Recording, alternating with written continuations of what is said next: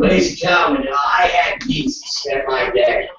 I'm telling you, beasts. I might as well put a wig on Michael Stefano and fuck his face, said some of the beasts were that hideous. So, I don't mean to digress, but this lady and this bum with large breasts is so ugly and such a big game beast that I wouldn't even put my penis in her mouth. So, every day we talk, and now she doesn't ask me for change because she knows what I do and she knows where I am. And she knows that when I told her if I give you $1 every fucking day, that's $300 per year, dummy. And that's like fucking a bunch of phone bills. So I'm over there, and as I'm walking back with my big dog, you see a police car. Lights blaring. And I'm like, oh, because I gotta cross the and there's no crosswalk because of the miles, as you heard earlier. So I'm sitting there like this, and here comes my friend. Hey, darling. I go, hey. And I go, wonder what's going on. And all of a sudden, big fire truck. Things on. I'm like, ah. And I go, oh, look. See all the action down there? She's like, yeah. Now later. Oh, shit, more coming. I go, man, there must be some serious buildings on fire or something.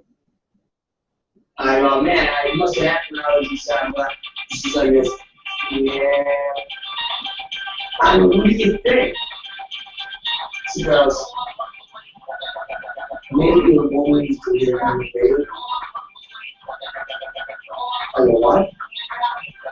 Woman's clear on the baby. Ain't that the rest?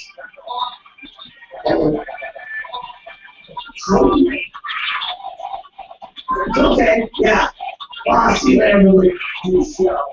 And then I literally walked as if I didn't even give a fuck about it. And I walked, traffic was coming, and I literally was. I was cars that went by, and she told me that a woman might be having a baby, and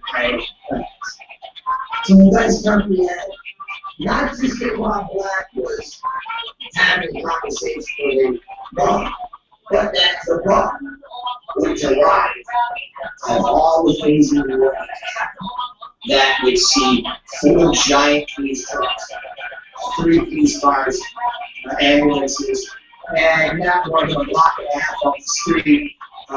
Definitely activity would possibly explode. And for another human being, retarded, I can understand, even to a degree, a crazy person that has holes in their pants and eating their boogers and muttering to themselves. And when I say retarded person, I'm not talking about pointing from life goes on that can actually unite a family instead of divide it. Who actually himself would know the difference. But I'm talking about a retard that's just really fucking, not the ones that you see in the store and that's fun loving and cute all with light. They would know the difference. I'm talking about just man, for this human being to be totally just completely at one. Nothing's wrong with this human being. Literally, sometimes she'll be reading a paper, and for her to straight up, there's no comedy, there's no shtick, to literally look at me and go,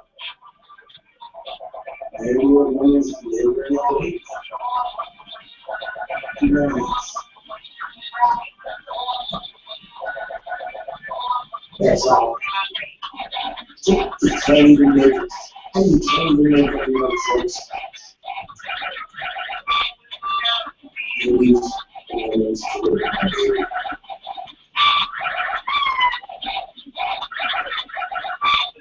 are people that I'm talking to. I am literally talking to this person, engaging in a conversation as if you would be with your parents.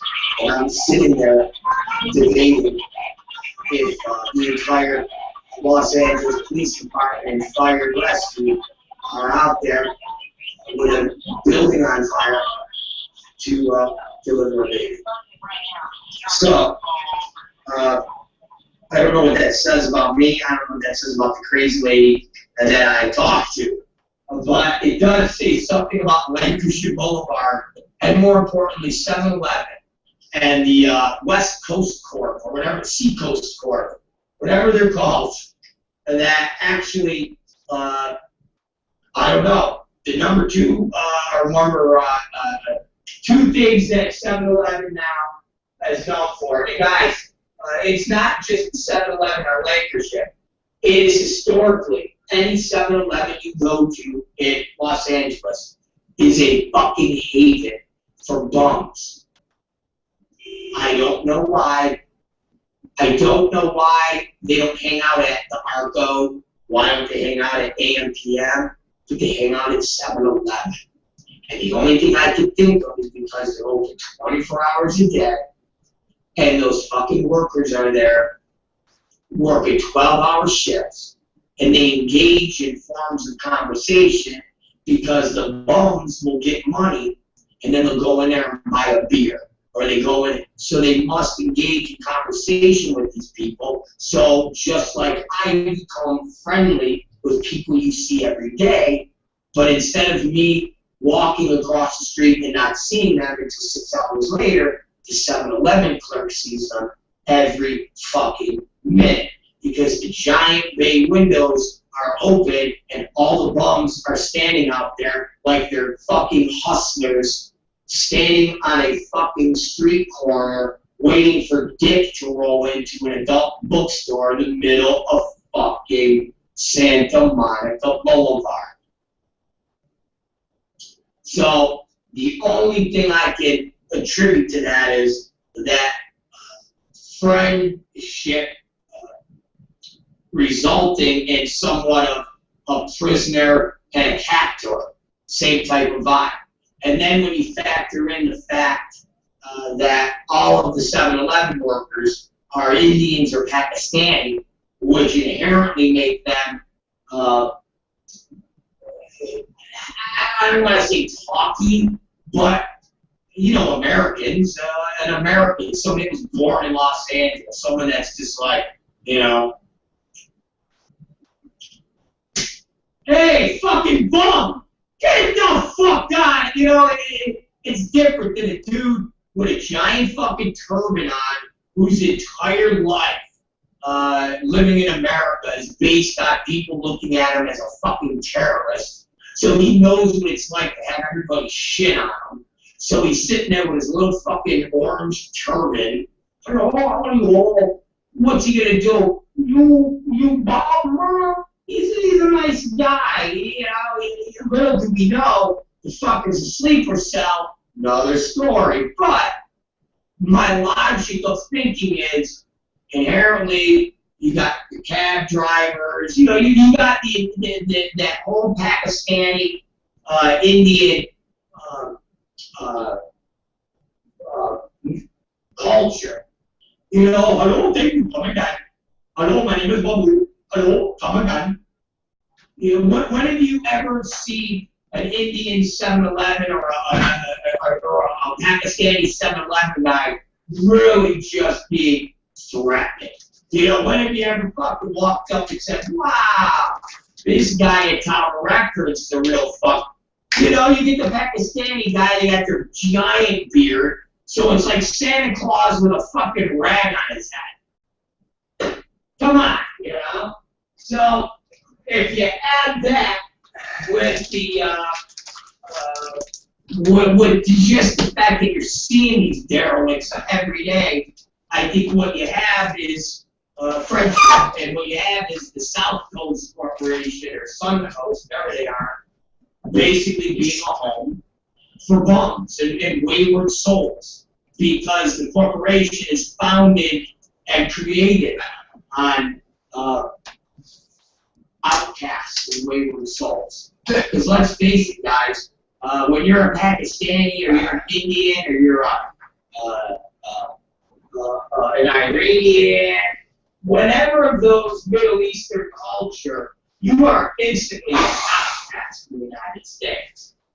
Before 9/11, you were just, stinky cab driving dude that could yell at us in Manhattan. So horrible. Racist. That's exactly, oh wow, nice incense. Oof, God. Woo! All right, bro. All right, calm down. It's not being racist, it's being real. And then 9/11 hit, and now you had the smelly cab driving dude fucking driving around the city looking at fucking plant his cab and blow shit up. So, inherently, horrible. The Middle Eastern culture. That's it. That's the end of that. But that's horrible. I was looking that routine was from about January,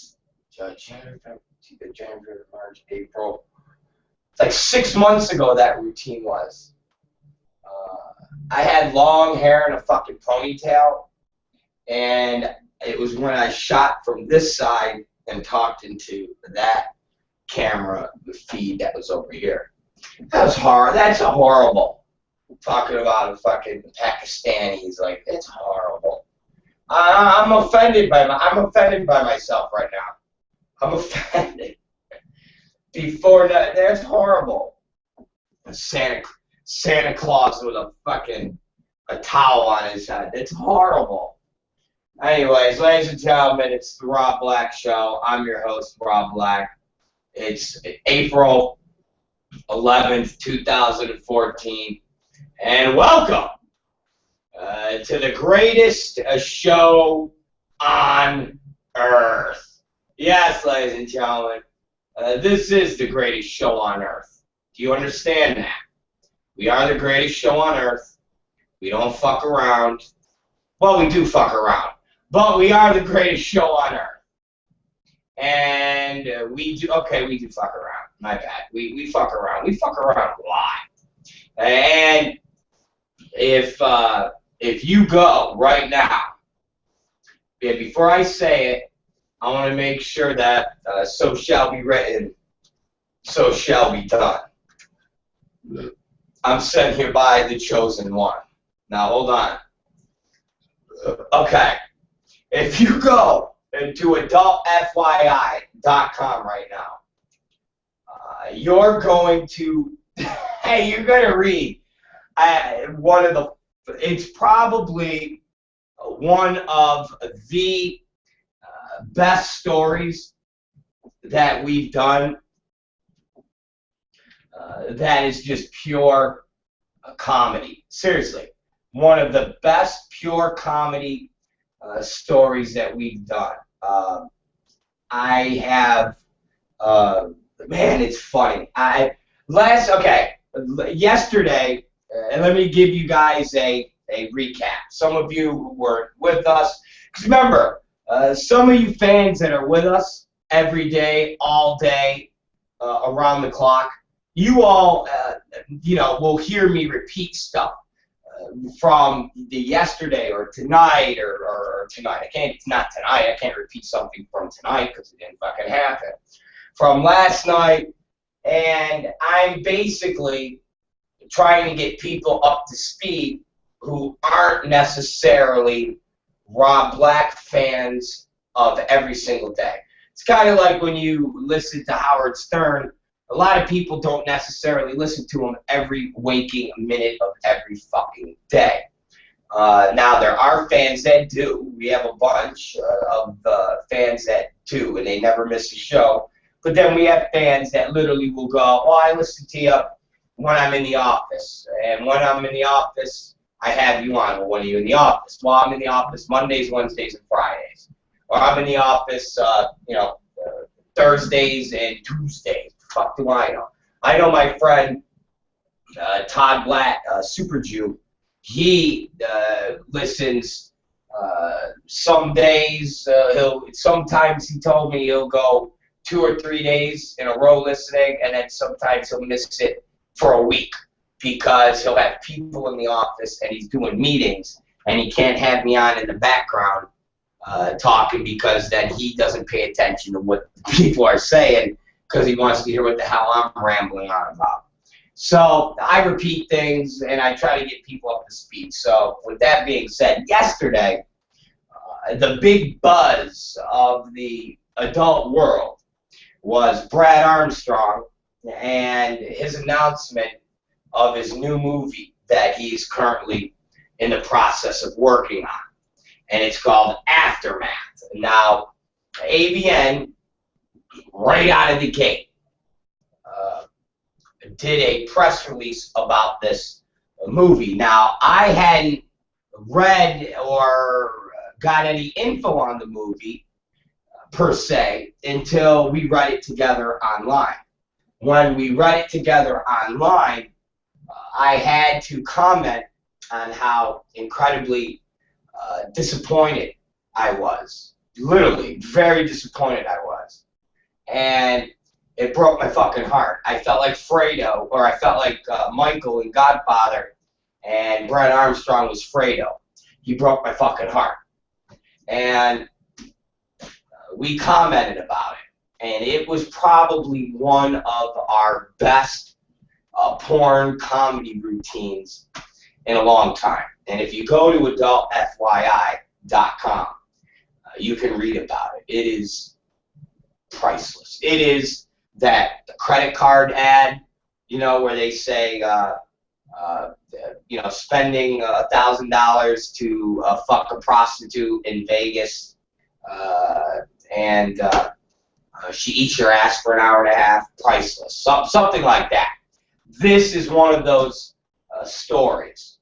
And we talked about it last night because when we left for our dinner break, XBiz it was as if Brad and Jessica, or people at Manwin and Wicked, heard our routine from the afternoon show, so they had to immediately run a second article on XBiz, which was Jessica and Brad explaining how awesome the movie would be in more detail. And so we riffed on that at night and talked more about Brad Armstrong and the fact that I need to change up my friend alternatives now. Now I need to go back to Axel Braun, okay? And because ultimately Axel Braun is still the king of the movie industry of porn. He makes all the prestigious films, and he jumped ship and went from Vivid to Wicked and took over a position at Wicked that Brad Armstrong had held for about 15 years. So the article is basically about Axel being Hulk Hogan, Brad Armstrong being Ric Flair, and Brad becoming a mid-carder. And you have ultimately the king of the fucking ring, and that's Axel Braun. Because let's face it, what the story's about is Axel Braun following up and doing big movies like Snow White and Sleeping Beauty, and Brad Armstrong doing a movie called Aftermath, which is basically a $15,000 romance movie that is something that Stormy Daniels or Brad Armstrong or Jonathan Morgan should be doing, along with Jackie St. James and fucking Eddie Powell. There's just nothing. It's a nothing movie. And it's funny because Katie last night, she was reading the article, and she's laughing her ass off, and she says to me, I want to tell you. And I go, what? She goes, the movie 2040 that Brad did was really good. And I go, what? I go, I never seen it except for little clips. She goes, it was really good. It was all special effects. She goes, it was really good. And I'm like, yeah. And she goes, and it is. And so now all of a sudden you actually have somebody that is not a part of the pure ribbing of me and just really busting balls on people that I've known for, you know, a decade and a half. Whereas now she's like I would consider her a casual ball buster because she's just getting into my world.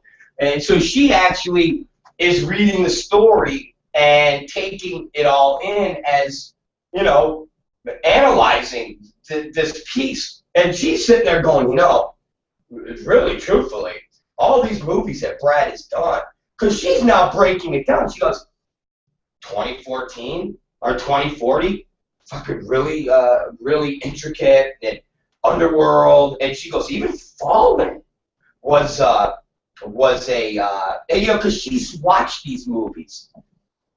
And she goes, well, maybe in this movie there'll be a lot of things where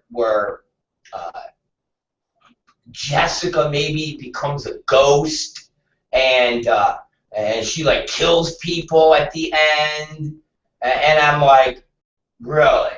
I go, unless she's got fucking nunchucks and starts fucking throwing Chinese stars and karate chopping people, and fucking she's flying through the air as a ghost, and the fucking heavens apart and demons fall out, it's fucking lame. And she's like, right? Yeah, you're right. And I was like, exactly. So, ladies and gentlemen, go read the article and you're gonna fucking piss yourselves. It's really that fucking funny. So, adultfyi.com, read the Brad Armstrong, Axel Braun article, and it is seriously. I last night I was laying in the bed, and it's about 4 o'clock in the morning, and it comes through on my email, and so I literally laid there and read this article while I was in bed, and I laughed out loud 6 times. Like, literally laughed out loud 6 times. Like, I'm sitting there going,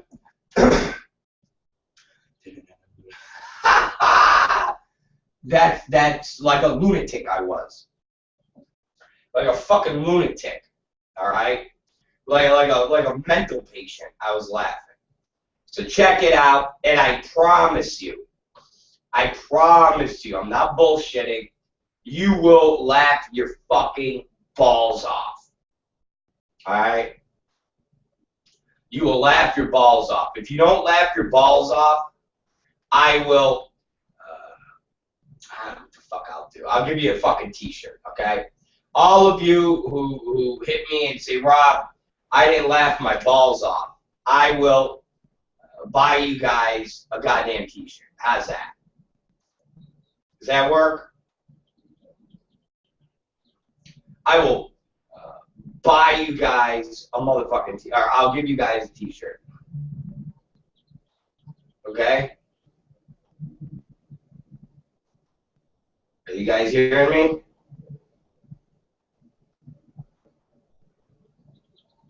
Are you guys hearing me?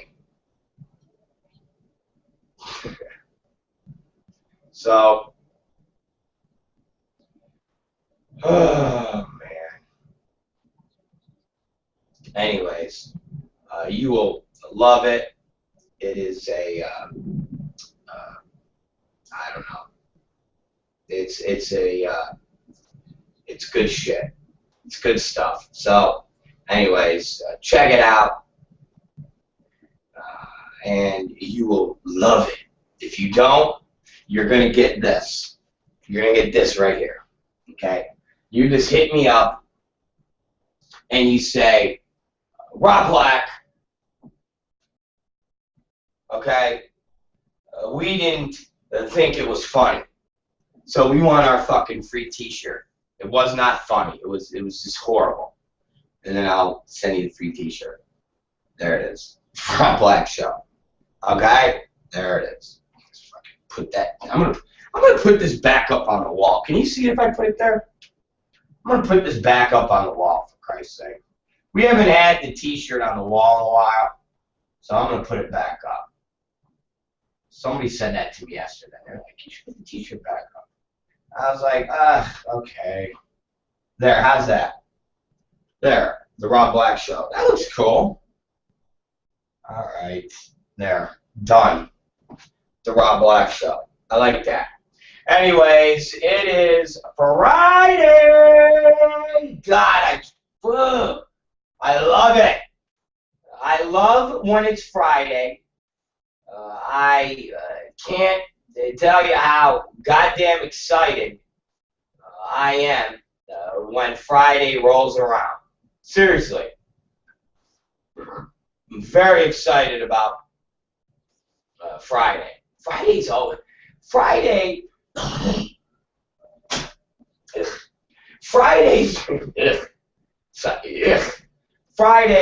is always a great day. It really is. I don't know how else to describe it. It's a day when you know that the end is near. You know that there is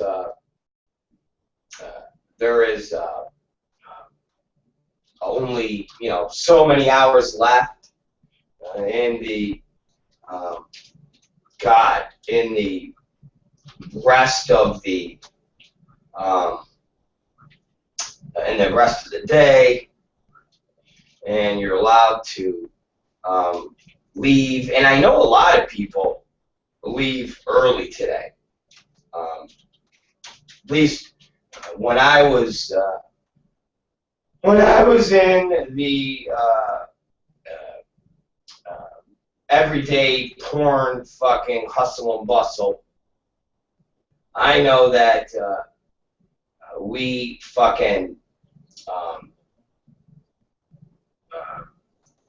would leave early on Fridays. That I know. We would leave early on Fridays. So I gotta imagine that it's the same now, considering back then business was starting to unbelievably be horrific. Like, oh my God, business can't get any fucking worse than it is. So I got to imagine that it is even worse than it is.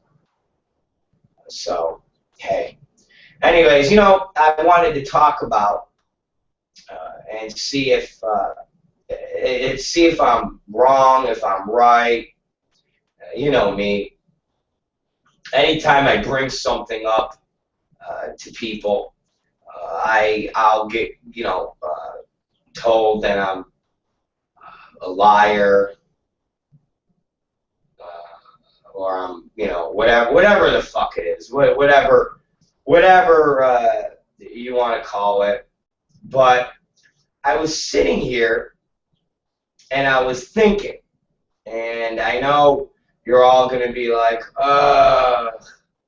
this again. And I say to you, well, yeah, this again, because I'm just perplexed by it. I was sitting around, relaxing, having some coffee.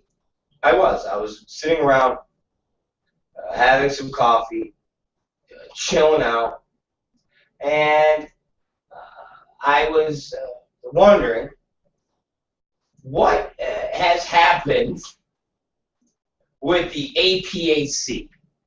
I really was. I was wondering what happened to the Adult Performers Advocacy Committee. That's what I was wondering. I was thinking to myself, what's happening? What's going on with it? Remember, they're supposed to be meeting the first Sunday of every month. they're supposed to have Jessica Drake with them, you know, the jet flyer that's running around yelling at college students about them fucking violating her and not not getting her consent to do a ton of things. So Tom Byron has sent me websites and things like that, and I want to make sure that I'm not fucked up more than I am, because you know I'm fucked up. We've all established that I'm fucked up. But he sent me the website for the Adult Performers Advocacy Committee, and we've often gone there and had a good laugh about how they had their windows of they had their windows of information where they would play videos and things that basically were part of the future. They were dated for December of 2014. They also had writing that was in gibberish and all sorts of things. So Tom Byron gave me the website to go to. Now, again, maybe I'm fucked up, but I keep trying to click on the site, and it keeps going to a site that doesn't work. And it says 403 forbidden. You don't have permission to access / on this server. And all I'm doing is clicking the link that is on one of their pieces of literature, and it's www.apac-usa.com, and that is on their Twitter. Literally, that's on their Twitter. So am I doing something wrong? Should that be a .org? If it should be a .org, why do they have a .com on their website? And why does the link take me here? I'm putting .org, and I'm getting nothing. And I am getting shit. So, if anybody can help me out and tell me why this link doesn't work, or why their website doesn't work, I would love to know this. Again, I'm trying to get on the Adult Performers Advocacy Committee. I'm trying to find their website that they have on their literature, and I'm not able to find it. Is there any reason that I'm not able to find it? Is there any reason that the site doesn't work? Again, if anybody can help me out here, it would be greatly appreciated. Now, I just went to a Twitter page, or I just went to a Yahoo, not a Yahoo, but a Google. I'm on the Google page of the Adult Performers Advocacy Committee. And I'm looking for this. I have that, Tom Byron. I'm not that retarded. I'm looking for their website. The website does not work. Their Twitter works, but their website doesn't work. Right now, ladies and gentlemen, I just went to their Yahoo or their YouTube page, Porn 101. I'm at the YouTube for Porn 101. And it says, published on January 21st, 2014. The Adult Performer Advocacy Committee advocates to maintain and improve safety and working conditions in the adult film industry by giving adult performers organized representation in matters that affect our health, safety, and community. So, as I'm going through their talking points on their YouTube page, at the end it says find out more at http://apac-usa.com. So I click on that link, and it goes to a you don't have permission to access / on this server. So I don't think I'm doing something wrong. I think that their website is officially broken. Like now, the website just doesn't even work. So before, when it at least had an address to send money, changing from Kimberly Kane's house or studio, and then it went to another address in like Woodland Hills. Now the fucking website doesn't even fucking work. The fucking website don't work.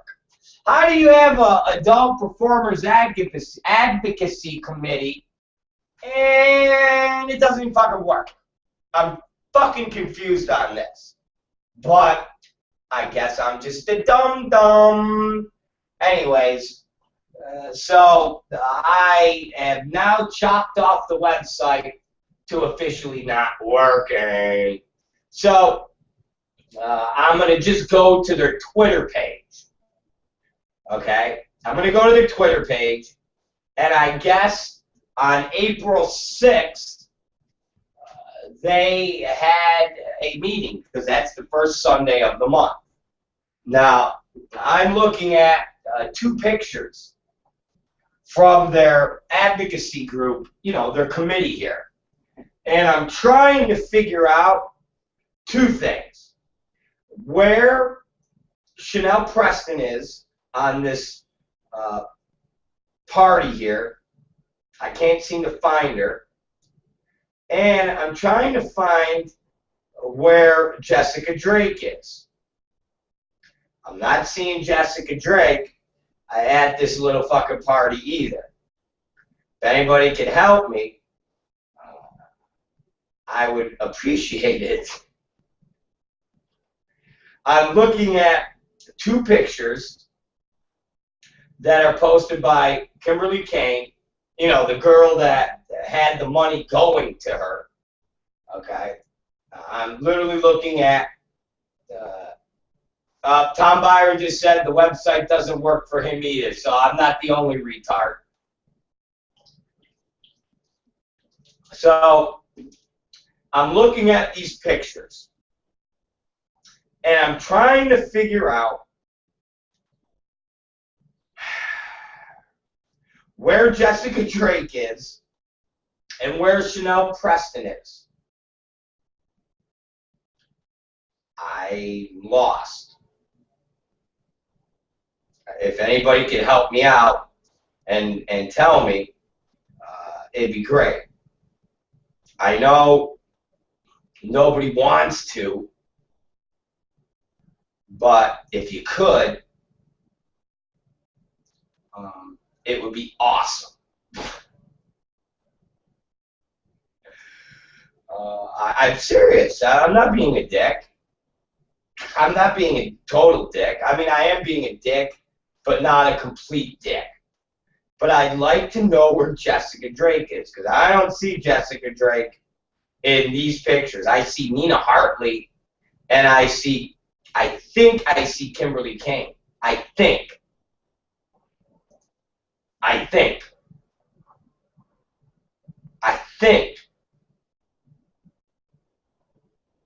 I'm not real sure, but I think. I would, again, like to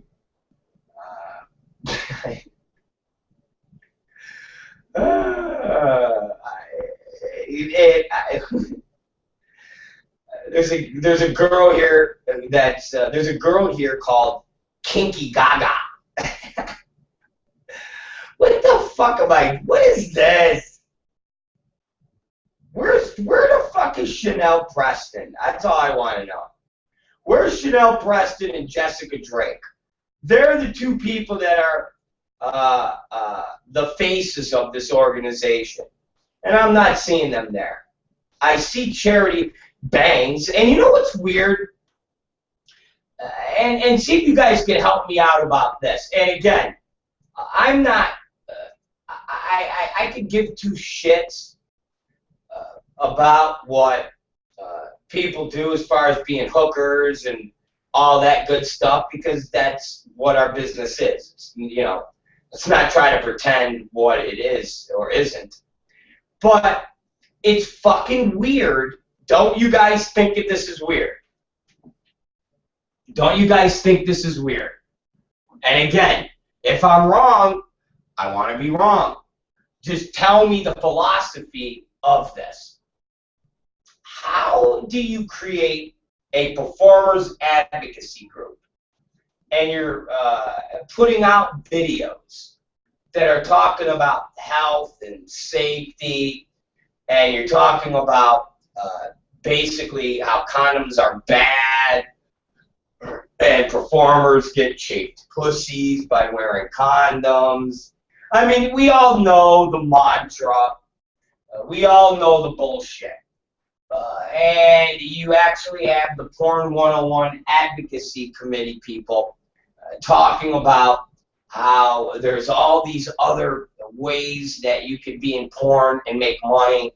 And Kimberly Kane is at the end of the video talking about you could be an editor and you could be a photographer.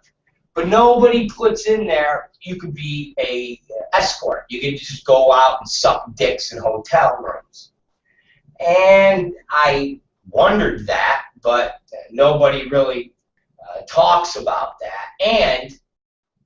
And the fact that whenever we've had HIV outbreaks, like the last couple we had, and you had a huge push from our industry, the leadership, Diane Duke, Free Speech Coalition, you had these people talking about the AIDS and the disease comes from the performers' private lives.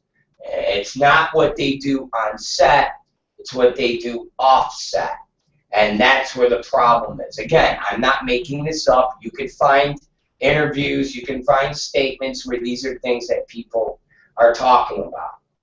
So don't you think it's a little counterproductive in these types of arguments when you then take a look and one of the people that are part of this advocacy committee group is Charity Bangs, who is one of the biggest hookers in the adult business.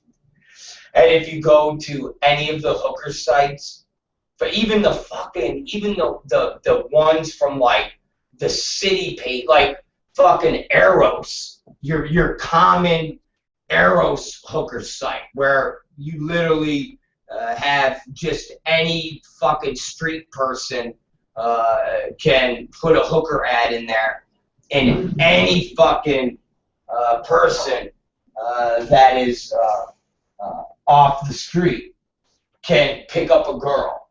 Not a girl who does privates, like a girl who goes and fucks the wealthy businessman, and the agents send them out to go fuck the prince in Dubai or things like that. But we're talking about the hooker who legitimately posts up on Eros, and some guy calls up and says, yeah, I want to fuck, how much? And they go, it's, you know, $400 for full service. And the guy goes, okay, I'm staying at the Airtel Plaza. And the girl goes, okay, I'll be there in a half hour. That hooker, like that straight up hooker, is what's on Eros. And Charity Bangs is one of those hookers. Don't you think it's a little weird that a straight up fucking practically streetwalker hooker like that is part of the Adult Performer Advocacy Committee? She's part of a group that really, come on. Nobody thinks that's fucking weird. Nobody thinks that's weird that a group that is supposed to be about performers' health, performers' safety, that take the approach as the Free Speech Coalition does, and Diane Duke, that disease is brought from outside the business in, and it's the way the performers act in their personal lives. And you have members of their organization being basically street hookers. And nobody thinks that's just fucking counterproductive. Seriously. So you have Jessica Drake and then Charity Bangs. Like, what? Like, guys, come on, man. And then you have people that are part of this APAC that are part of agents that are extremely juiced in. So you have people that are extremely juiced in with Mark Spiegler, extremely juiced in with Derek Hay. That is all conflict of interest. It's just fucking weird, man. And it's just fucking weird. And my question is, who's the leader of this organization? And what are they doing as leaders? They have a fucking meeting. They're having a meeting once a month. What do they talk about at the meeting? Where the next fucking hooking jobs are? Like, what do they talk about? What is going on? Where are the changes that are happening from within the industry?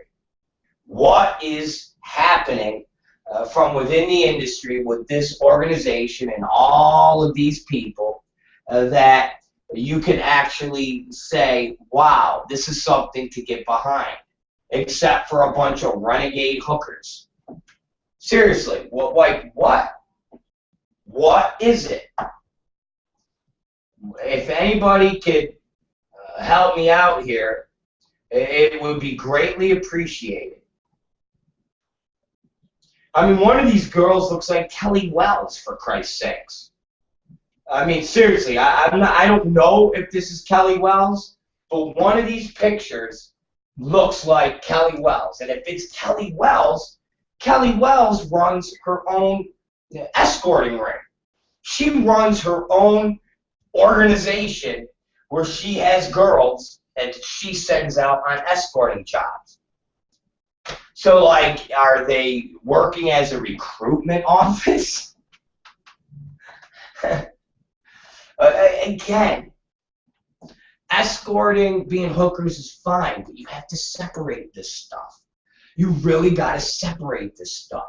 You got to try to have a semblance of separation, okay? When we started evolution, okay, we actually had separate offices, we had separate staff. People could say, oh, it's part of Extreme, but it still had the impression and the illusion as being separate. We did separate business. The movie, everything was separate, okay? That it's a separate thing. That's what you're supposed to do. You don't sit there and commingle everything. It's silly. And especially when you're sitting there talking about your leadership being Jessica Drake and Chanel Preston, and the only people you see at one of these meetings is Kimberly Kane, Kelly Wells, and Nina Hartley, and Charity Banks. Are you fucking serious?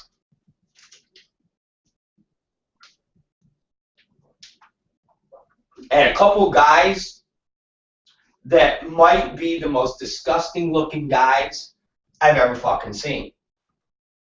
I'm not seeing any real performers on the guy's side at this fucking group picture.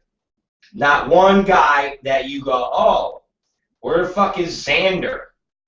Where the fuck is Tyler Dixon, the new Brad Armstrong superstar? Where's Tommy Pistol? Where the fuck is somebody, as far as the guys go, that other guys would be like, yeah, bro, where's Evan Stone? Where the fuck is anybody that has any name to talk to people and talk to new performers and talk and organize? Where the fuck are these people? What's going on? And now the fucking website doesn't even work. Where's James Dean? How's that? Wasn't James Dean prominently displayed on the Porn 101 advocacy video? Matter of fact, wasn't Stoya prominently displayed? I mean, I think Stoya is one of the many people on the video for the advocacy group. Where the fuck is Stoya in this fucking meeting? Where the fuck is Stoya in this fucking meeting? I mean, literally, it's not every day. This is not a job that is requiring these people to work every day. Not at all. It's something that is once a month. So once a month, they can't get Stoya. They can't have Jessica Drake. They can't have Chanel Preston. They can't have once a fucking month. Once a month. You could get a fucking cracked out junkie to fucking show up someplace once a fucking month, for Christ's sakes. Once a month, that's it. Once a month. Once a month. You could get the biggest piece of shit, heroin addict, fucking dope head, picking at his fucking scabs to show up at a place once a month. And you can't have Jessica Drake at these fucking meetings? You can't have James Dean at these fucking meetings? You can't have Stoya at these fucking meetings? Instead, you have Nina fucking Hartley? Really? The fake fucking nurse? The fake college-educated with a diploma nurse? Yeah. Okay. That's what you get. That is what you get. Great. All right. And they don't want people to fucking show up and to appear at these fucking meetings that are part of the press. Really, this is something that is super secret. Where is Jessica Drake?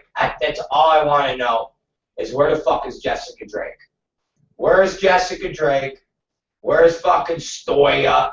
Where is fucking Jane? Where are the heavy hitters of the business that are part of this organization, who are part of the starting of this? Where the fuck is Kelly Shabari, eating fucking ham somewhere? Seriously, where the fuck is Kelly Shabari? Is she eating fucking ham? Is Shabari somewhere eating ham? Because I don't even see Shabari. Once a month, guys. Once a month. That's all. Once a month. That's it. Once a fucking month. Once a month. Do you realize once a month? That's it. Once a fucking month. That's so fucking hard. Once a fucking month. How much do we gotta fucking, how much do we have to harp on this? Once a fucking month. Once a fucking month. Once a month. That is it. Once a month. I'm getting tired of saying once a month. Once a month. Once a month. Hi. Once a month. Hi. Once a month. Hi. Once a month. I'm not seeing anything for my girl, Jessica Drake. I'm not. I'm looking. I'm trying to find anything. So I could be like, oh, Rob Black is wrong. It's just like everybody says. Rob Black's a liar. Oh, Rob Black's a liar. I'm looking. I'm just trying to find where I'm a liar. But I'm not finding anything that is saying that Jessica Drake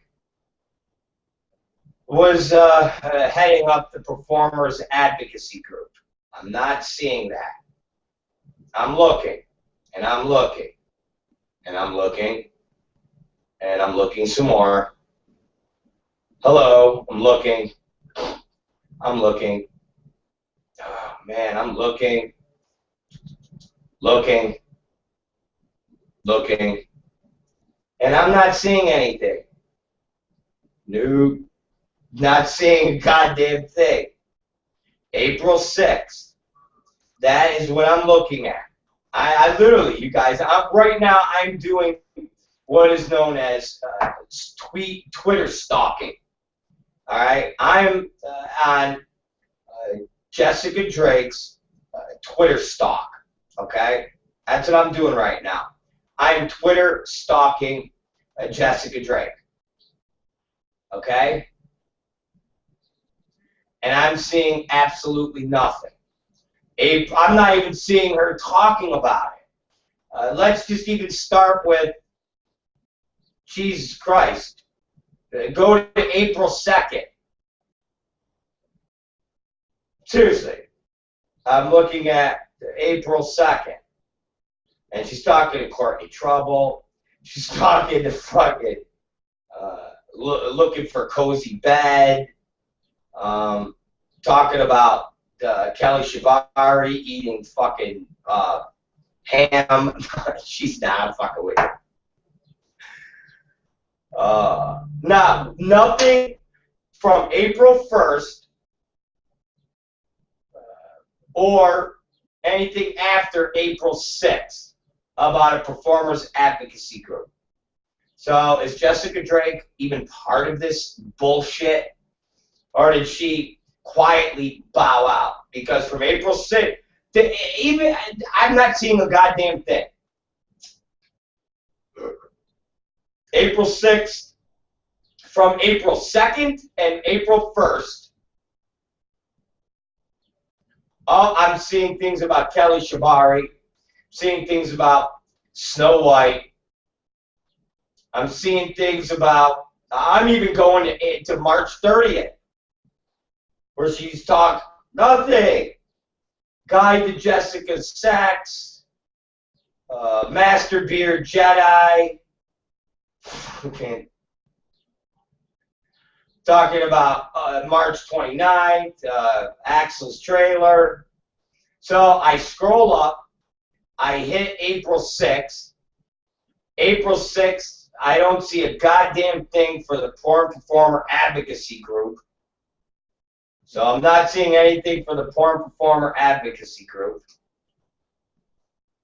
Guys, I ain't seen a fucking thing for the Porn Performers Advocacy Group.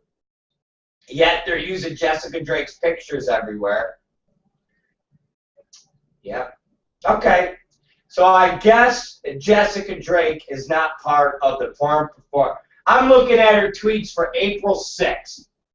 And she has a Tristan Tarantino tweet, and what a good day, and treats from Femme Porn Con. There you go. There you go, guys. Apparently Jessica Drake was at the Feminist Porn Conference in Toronto. That's what Jessica did during the Porn Performers Advocacy Group. So that was what Jess did. So Jess wasn't even fucking in town, man. And while she was in Toronto, she didn't even send out a shout out and say, hey, everybody, sorry I missed ya, but I'm fighting for women's rights in Toronto. You know what Jessica said? Fuck you, right in your ass. That's what Jessica said. So Jessica Drake is awesome. She said, fuck you, Performer Advocacy Group. Go wipe your ass with your bullshit. Oh, that's funny. Come on, you guys. You gotta admit that's funny. You gotta admit that's funny shit. You gotta admit that's funny shit. And I'm not lying. Go check out Drake's Twitter feed. Check out her fucking Twitter feed for that time frame. Go up and go down and take a look at what she's talking about, and you will not see anywhere where she's talking about the Porn Performers Advocacy Committee. Nowhere. Classic shit, man. Classic shit. Ah, it's funny shit. And what's even funnier, I'm over here on, I just went to Preston's tweets. Hey, everybody always says that everything I say are lies, everything I say is bullshit, I'm a fucking jerk off, you know, as Mike South would say, you can't believe anything on my site. That's coming from the guy who talks about STD testing and everything else under the sun, and he's fucking people without fucking tests. And I'm a liar. What, are you kidding me? I'm the guy that fucking tells the truth that everybody hates. I'm the guy that fucking tells it like it is. I'm the guy that fucking lays it all out. Okay? If I fuck a dirty hooker that's full of fucking disease, I'll tell you I fucked a dirty hooker full of disease. I sit here and tell you about back in my day when I would be getting blown by girls that weighed 500 pounds. Fuck do I care? So I'm over here on Preston's Twitter, and we could start with, I don't know, April 3rd. And I'm looking at April 3rd talking about how my cell phone worked for 6 months at my house and was nothing. And now I'm looking at her tweeting Naughty America scene, saying her scene's available. And then I'm seeing her tweet Christian XXX about anal pounding in her office. And then I'm seeing her talk about a new kissing clip, Carrera loves Chanel. And then I'm looking at her talk about her friend's band, Larry O, TIA, the best song ever because it has my name in it. And then I'm looking at April 4th, the photographer's coming over to take pics of me being regular me before my scene, so I should let him take photos of me in my enema. And then I'm looking at her talk about Sex Talk Tuesday.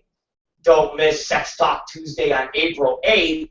So here she's promoting something on April 8th, even though the Performers Committee group is on the 6th. Chanel Preston will be talking about fantasies. Chanel retweets it. Then she's talking to Kristen Price. I want to see her big boobies on April 5th. And then I think you're beautiful still, but whatever, April 5th. Now, April 6th, ladies and gentlemen, you know what I'm seeing from Miss Preston? Catalina bound. So on April 6th, Chanel Preston is Catalina bound. Not Adult Performer Advocacy Committee bound. Chanel Preston is Catalina bound. So the two faces and the two respected members of the Adult Performers Advocacy Committee group press releases, videos, and ads. Guess what? One of them's in Toronto and hasn't talked about the organization at all, and the other one's on her way to Catalina. Catalina, bah! And she ain't saying a fucking word. So on April 6th, Chanel Preston's Catalina bound. And then she retweets the Sex Talk Tuesday about her moderating their fantasy thing. And then she tweets Dick Chibbles, laugh out loud, you did great being asleep and getting a hand job. Oh. And then on April 6th, she tweets Glenn King, we have to shoot some 5-star meandungeon.com scenes over their year, but our new at Chanel Preston may be our best ever. Debuts tomorrow. Oh, that's a retweet. My bad. Then April 6th, me driving yesterday eating a banana with pinned curls. Just another day in the life of Miss Preston. So those are what was going on in the porn performer group.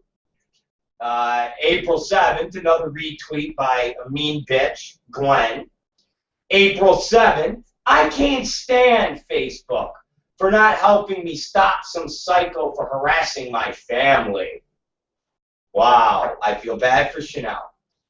On April 7th, and I wish Stream8 would actually reply to my emails. Oh dear.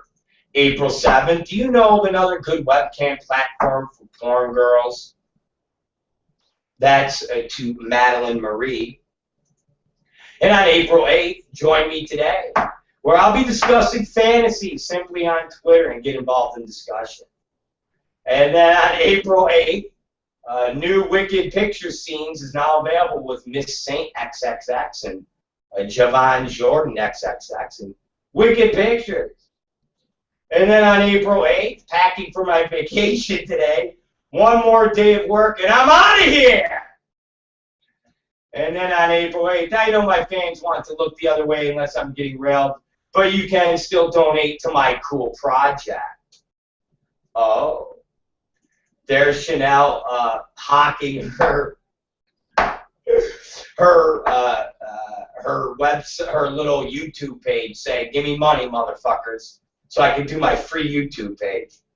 And then on April 8th, she's saying, "I'll be on Twitter in 30 minutes to talk about my fantasies." Oh God! All right.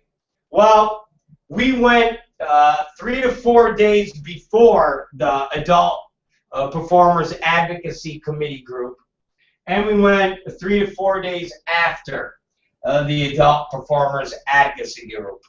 And the second headline superstar, Chanel Preston, hasn't said one fucking word. As a matter of fact, the day of their big meeting, Chanel Preston is off to Catalina. That's hilarious, man. So, once again, I guess Rob Black is a liar, but it would lead me to one side, connect the dots, dot, dot, dot, dot, dot, dot, dot. See? Dot, dot, dot, dot, dot, dot, dot. One would have to arrive to the conclusion that Miss Chanel Preston and Miss Drake are not part of the Adult Performers Advocacy Committee or group or whatever bullshit thing that Nina Hartley and Kimberly Kane are trying to come up with to fucking steal your fucking money. So right there, ladies and gentlemen, the two faces, okay, the two faces of this organization are not part of this group anymore. I mean that's done. It's It's over. Okay? It's over. That's it. I know. It's kind of funny. I get it. It's got to be amusing. But the facts are the facts. Now, I'm not even going to sit here and dig through James Dean and Stoya's tweets or anything like that, because it really doesn't matter why you would say, because I'm going to tell you why. James Dean and Stoya are not the face of this organization.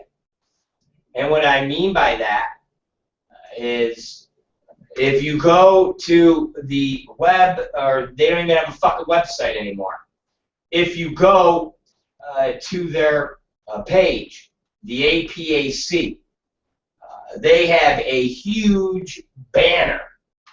They have a huge banner that they have created. And it says in the middle, APAC. Under it, it says Adult Performer Advocacy Committee. And on the left is Jessica Drake. And on the right is Chanel Preston. Those two motherfuckers told the Adult Performers Advocacy Committee to go fuck themselves. I'm not lying. I just showed you proof.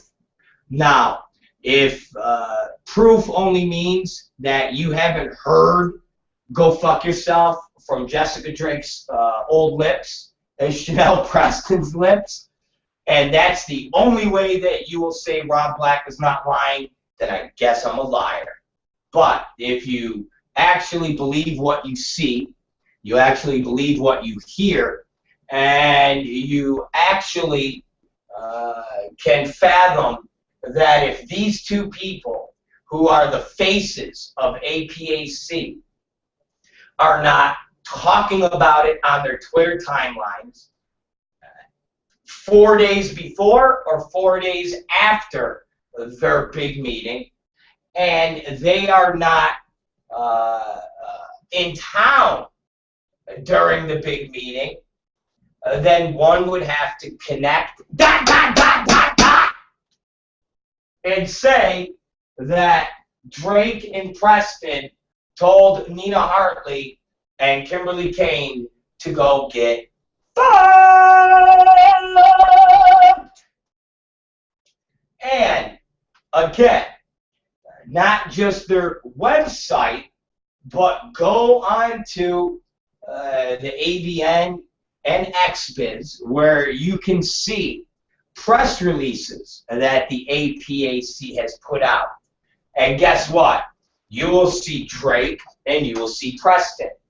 And the last big APAC article that went out, where they were talking about all these great things they were going to be doing, they actually had quotes from Drake and Preston. If you remember, we did an article on it where Drake talked about this was a group that had no outside affiliations and so forth and so on. And once again, ladies and gentlemen, you are seeing them use pictures of these two performers, and these two performers told the APAC to go get fucked. So the APAC is nothing more than Kimberly Kane and Nina Hartley, and I guess Charity Bangs and Kelly Wells, scoping out new hooker talent and trying to figure out ways to con people into sending them money. Because remember, that original address was listed to send money was Kimberly Kane's studio. And that address before was also part of where Nina Hartley's P.O. box and her quasi-office was. So basically, Nina Hartley's address, Kimberly Kane's address, they were all in the same area. They were all in the same fucking area. So this is and was a connection of Nina Hartley and Kimberly King. And those two were basically and or are basically still going to just whack up the money and whatever they can get in will be their fund, will be their slush fund. I mean, it's not like Kimberly King works anymore. I mean, if you call beating people in privates work, God bless you. I mean, Spiegler couldn't book that girl if somebody gave her a free job, for Christ's sakes. So, she's, I mean, fucking nothing. She's shit. Nina Hartley, are you serious? Nina Hartley's shit. She's always been shit. She will always be shit.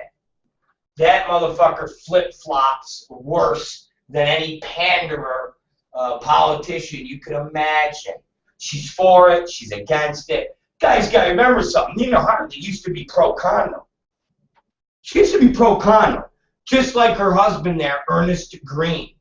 That's what's funny about them two, that they'll fucking bash the whole condom wearing aspects of porn, but yet both of them were pro-condom at one point. And they're both supposed to be educated people. So what the fuck happened in their lives that they had a support for condoms, and then all of a sudden one night they were against condoms? You know what it was? It's called being a panderer to people with money and being so broke and desperate that you need to go where the money is. There. I mean, you guys can talk all the shit you want about me, but we've been doing this for a year, and trust me, I've had more than one opportunity to succumb and pander to the powers that be, get the money and shut the fuck up, and basically be done with this radio show experiment, as they would call it. I've had more than one opportunity. But for me, I'm not going to fucking do me like that and sell myself out like that. And even more than that, if you don't even want to take the aspects of, it's in my heart of hearts. I'm one of those people that go, well, we already went this far, might as well finish. If you want to just even be less philosophical and just primal like a fucking animal, I'm one of those people that go, well, we already are in this much trouble. What's more trouble going to do? We already have 20 people that hate us. How many total? 30? So we only need 10 more to get the entire group? Fuck it. No turning back now. It's a 100-mile journey. We already went 60 miles. Too fucking late to turn around. I'm one of those people that stay in a relationship into the bitter end, because I sit there and I go, well, what the fuck? If we end it now, that means we've just wasted 15 years of our lives. We can make this work. I don't want to waste 15 years. So again, we started this show, and every couple months, a little fucking line would be thrown out to us. And I would say, well, why?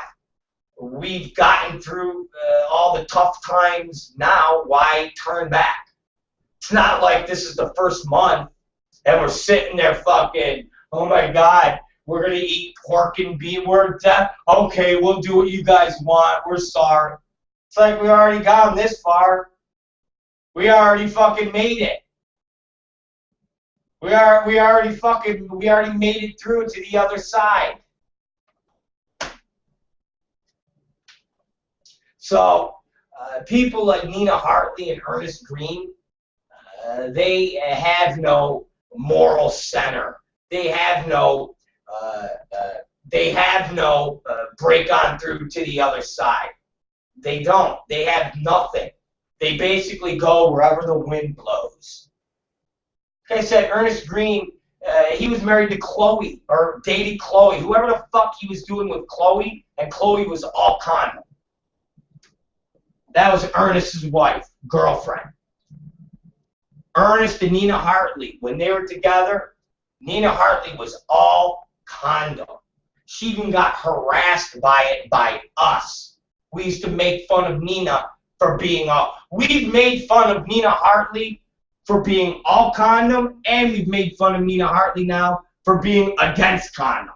That girl can't win because she's got no moral compass and she has no intestinal fortitude to pick one side. You gotta pick one fucking side. And if you're gonna switch sides, it has to be a logical switch. You have the condom debate, the only way you can switch sides on that is be against condoms, and then you are for condoms. You can't be for condoms and then go, I decided that condoms are bad. It's a safety issue. It's like seatbelts. It's like helmet. Once you've gone for a safety route, to strip away the safety is retarded. You can't do that. It doesn't work in society.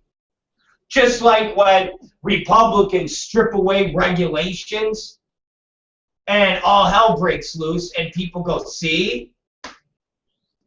From our banking crisis was because the Republicans stripped away one of the big institutional frameworks we had on the books. The fuck was it called? The Glass-Steagall Act. Boom, we had a financial breakdown. Assault weapons. All of those things that have happened with the Adam Lanza murdering children, all of those things, regardless if you want to debate the issue of, well, this would have happened, that. At the end of the day, we had a gun assault rifle ban, and the Republicans did away with it. And in turn, people go, what are you, idiot? You took away legislation that kept assault rifles out of the hands of children, murdering children, cocksucking thugs. Doesn't work. It just doesn't work like that. But our porn industry doesn't comprehend these things. They actually think the porn world is completely disconnected from society. And it's not. We are our own world, but ultimately the powers that be, and I'm not talking about your Steve Hirsches or your Manwins. I'm talking about the real power, like the councilmen and the city inspect, all these people that take the real world approach and go, guys, Jesus Christ, how could you start a 5-year run of being one way that protects certain things, and then all of a sudden out of the blue you go, fucking let's do away with all that stuff. This doesn't make sense. You're supposed to, that's why they always say, you can never raise your prices. You can always lower your prices. Now, you say, Rob, that doesn't, in theory, no, it does. If you have a piece of product and you go like this, we're going to sell these Sharpies. What should we sell them at? We're going to sell them at $1. Well, Rob, don't you think it's a little too much? Well, if people aren't buying them, we can increment the price down and adjust it if need be. But if we put the price at 70 cents and we're selling them, we could never one day go, let's sell for $1. Because everybody will go, fuck you, I've been getting them for 70 cents. That's retarded. Now, can you do it? Sure. Do you get resistance? Immensely. Does it work raising the price like that? More times not. More times, the way our fabric is based, you go lower, you don't go higher. Look at Mercedes-Benz's, BMW, any luxury car in the past decade and a half have not gone up. They've all come down. Like I said, back when I had a Mercedes, it was actually prestigious to have a fucking Mercedes. It was actually a big deal to have a Mercedes. 16 years ago, to have a fucking $85,000 fucking Mercedes was a big deal. Now, the fucking towel head at the 7-Eleven I go to drives a fucking Mercedes. Oh yeah, I got that for $6,000. Okay. It's 8 years old, but you can't tell. He's right. You're like, wow, that's nice. You could buy I had a Humvee. I had a Humvee that was fucking $65,000 I paid for it. When I sold it a year after I got out of prison, I got 10 grand for it. And there's a guy driving around that somebody would assume has a $65,000 car. No, he bought it for me for 10 grand. So, when our industry is run by people and associated like Nina Hartley and these characters who are staunch supporters of condoms, and then in the middle of the night they're against them, they are only in it for one reason, and that's the money. And that is what you have with the Adult Performer Advocacy Committee. You have Nina Hartley, who's fucking flat out broke. Kimberly Kane, broke. These people don't work. And who's with Charity Bangs? She's a hooker. That she's not an active porn performer. She's not fucking in the hottest, newest Wicked films. She's not in Kelly Wells. Kelly Wells runs an escort agency. Kelly Wells runs an escort agency. She recruits young girls to be hookers. I know that for a fact. She gets girls hooking jobs. I know that for a fact. I know a girl who got a hooking job from Kelly Wells. That's what Kelly Wells does. So, again, that is the Adult Performer Advocacy Committee. There is no Chanel Preston. There is no Jessica Drake. And those two people were the only thing that gave this organization any type of legs, any type of steam, or any type of credibility. Without them, you basically just have a bunch of scavengers sitting around putting together hooking gigs and trying to figure out how to scam people for fucking money. So, touche to the APAC and their broken, I mean, their fucking website doesn't even work. I mean, does anybody in their organization know enough to say, hey guys, our fucking website doesn't work? The link on our Twitter page that you click on doesn't fucking work. Isn't that fucking weird and stupid when you're trying to be an organization that your fucking website don't work?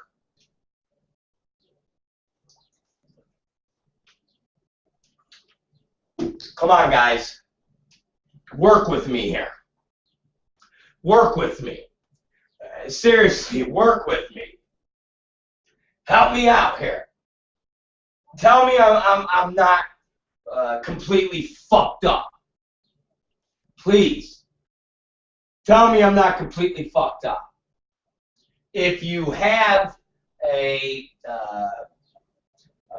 Performers Advocacy Committee and you're holding meetings and you are trying to get money and you are trying to look professional, don't you think that your fucking website should work?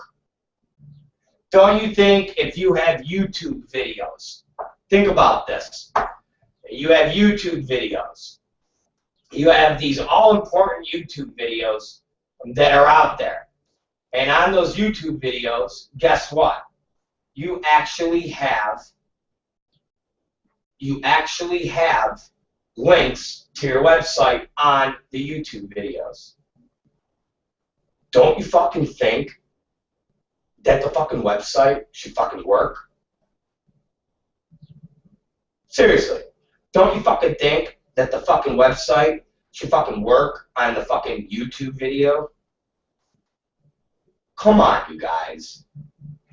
I'm not speaking out of turn. I'm not making shit up. I'm not fucking lying. Don't you think that when you click on, okay, don't you think when you click on, I'm going to ask you guys again, don't you think when you click on the YouTube video of Porn 101, and it has 149,222 views, okay, and you scroll down and you click on where it says show more, and as of 1 month ago, you have people going, Stoya is so fucking pretty. And people saying, how the fuck do you get into porn? And they have 73 comments.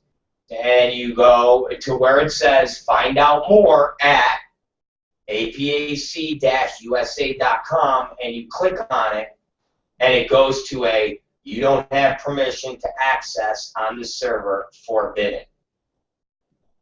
Don't you think that's kind of fucking Bush League bullshit that their fucking goddamn website doesn't work on their YouTube page that is in the Huffington Post and all these other places?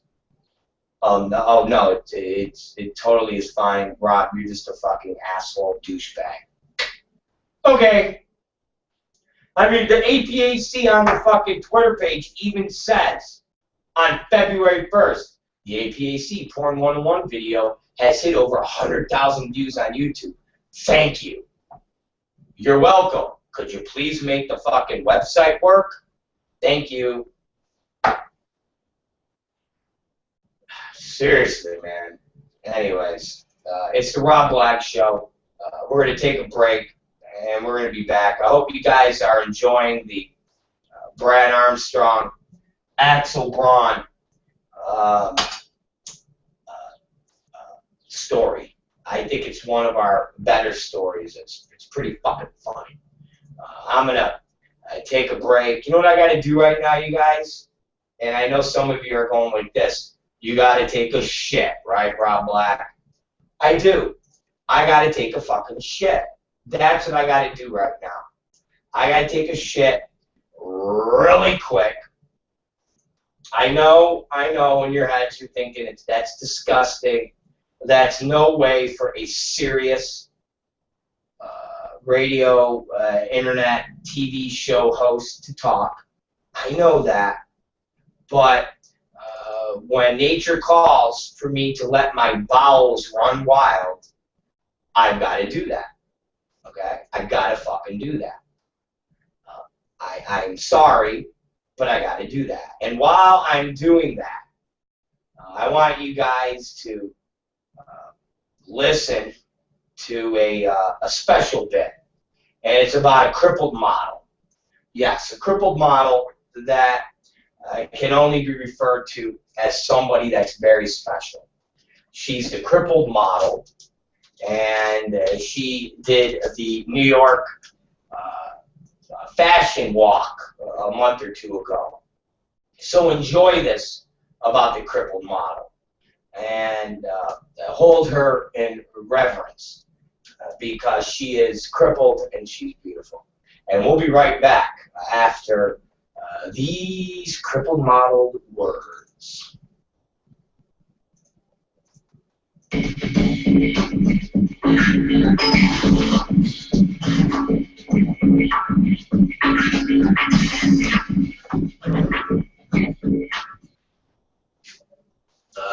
Oh, okay. This one was interesting. Jesus Christ. Oh my God.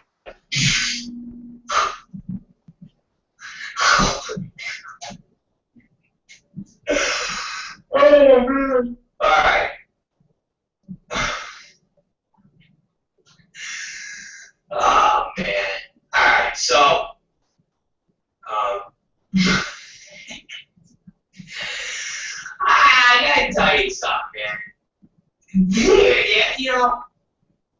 there's something about our society and the things that we do when it comes to publicity and how we display people. And in New York Fashion Week, there's a first. And the model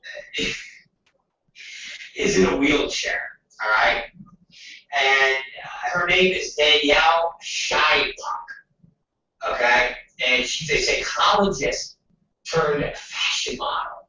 And she's the toast of the New York Fashion Week after becoming the first person to work the runway in a wheelchair. You guys, and it's not just, again, when you hear me say that, you're thinking, oh, somebody that broke her fucking legs in an accident, and they got her doing her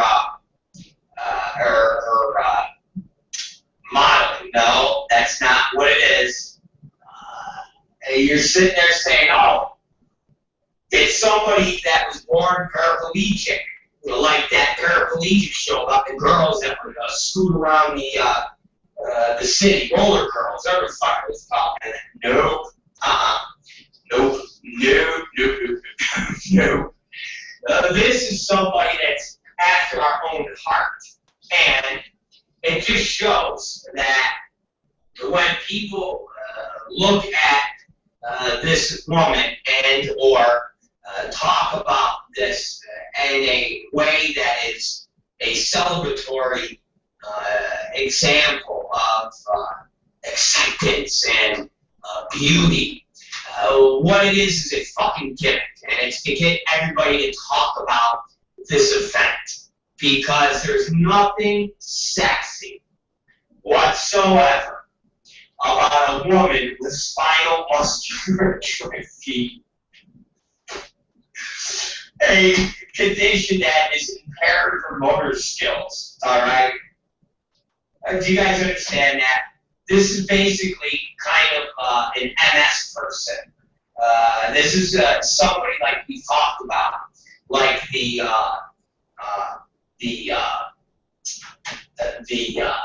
comedians who've got the kippy, you know, the crippled comedian, or the girl that's the twerker. I mean, you might as well get the girl that we highlighted that twerks because she's got, well, not because, the girl that twerks because she's got the cerebral palsy.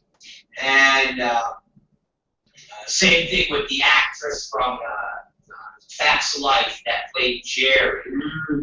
She's like, hey guys, all right, this is like the exact same thing. Because if you look at the girl in these pictures, if you go to yahoo.com and you look at the girl, she's not a model. I mean, really, she's not that sexy. Seriously, she's not sexy at all. She's freaky looking. And they show her in her wheelchair. And she's got that muscular, dystrophy looking body where her top chest, she looks like this dwarf crippled fuck that we had that worked for us that's actually dead now. And his name was Diablo. And we used him. And his torso was about this big. All right, it was about that big. And he had these long arms that dragged on the floor like gorillas. And he had these weird long legs. And he walked with like one crutch. And he had these scars all down his one side of his body. And it looked like a great white shark attacked him and bit him on his side and dragged him through the fucking ocean. I mean, it was fucking frightening. And we put him in a bunch of porno movies where he was fucking girls. Literally. I had him fucking girls. And it was disgusting. It really was disgusting. And if you go Patrick, our good friend Pat, actually sent us the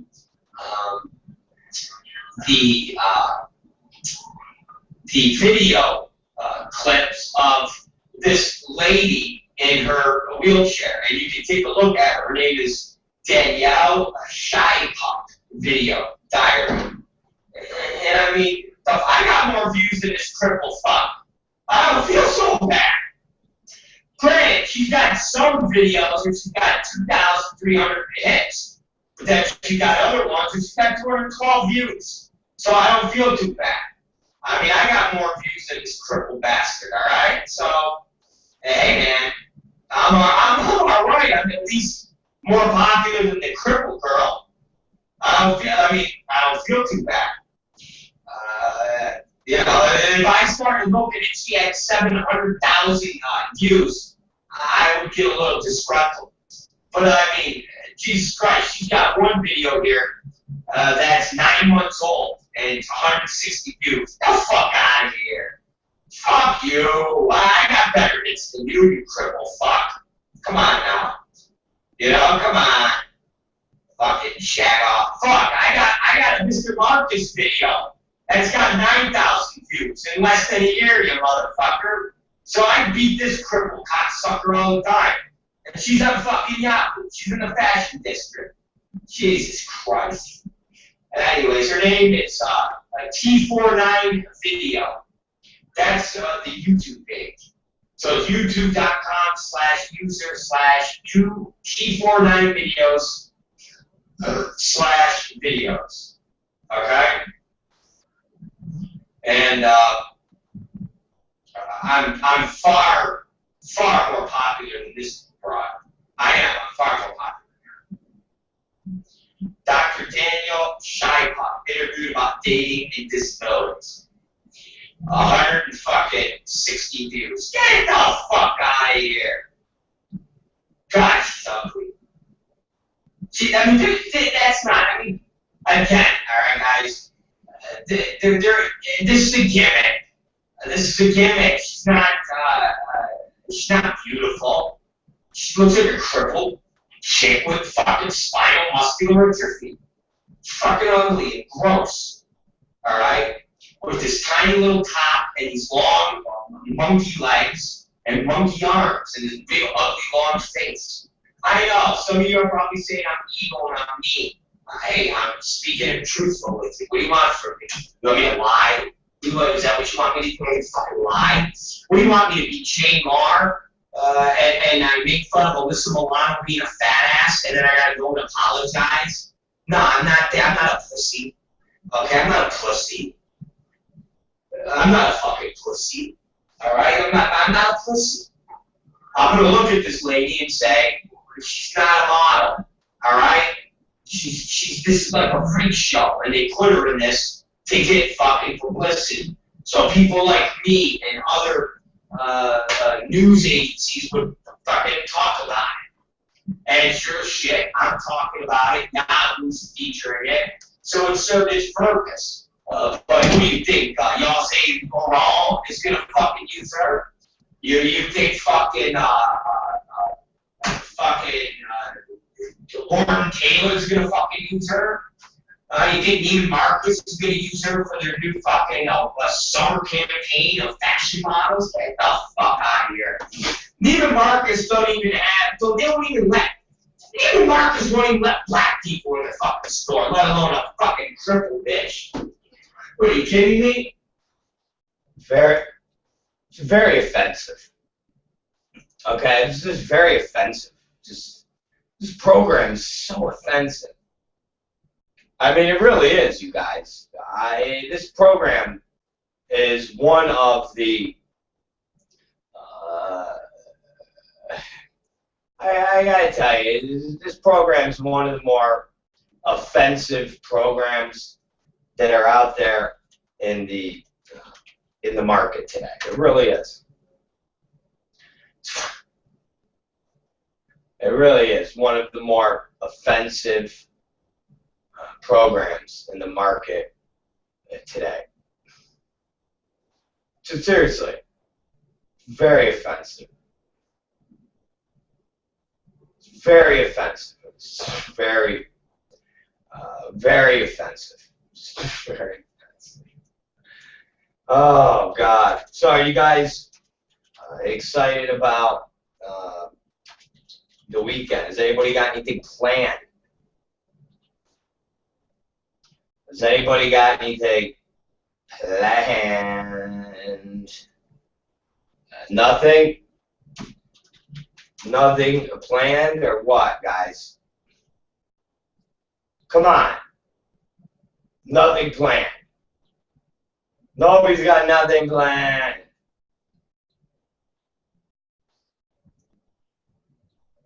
Nobody's got nothing planned.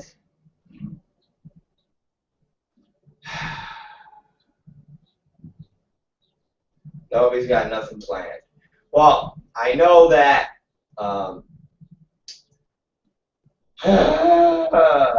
I am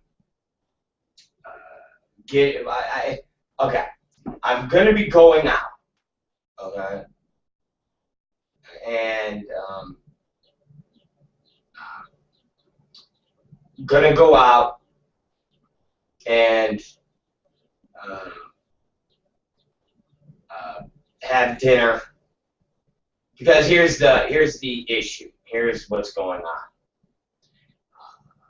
Last week, okay, and we basically went out, or I should say didn't go out, because Katie Summers had to have her fucking teeth pulled. She got her fucking teeth pulled because we got into a fight, and I punched her. I beat the fuck out of her. I'm joking. I just thought it'd be funny. See, I wanted to see if I could catch your guys' attention, if any of you were like, what? What did he say?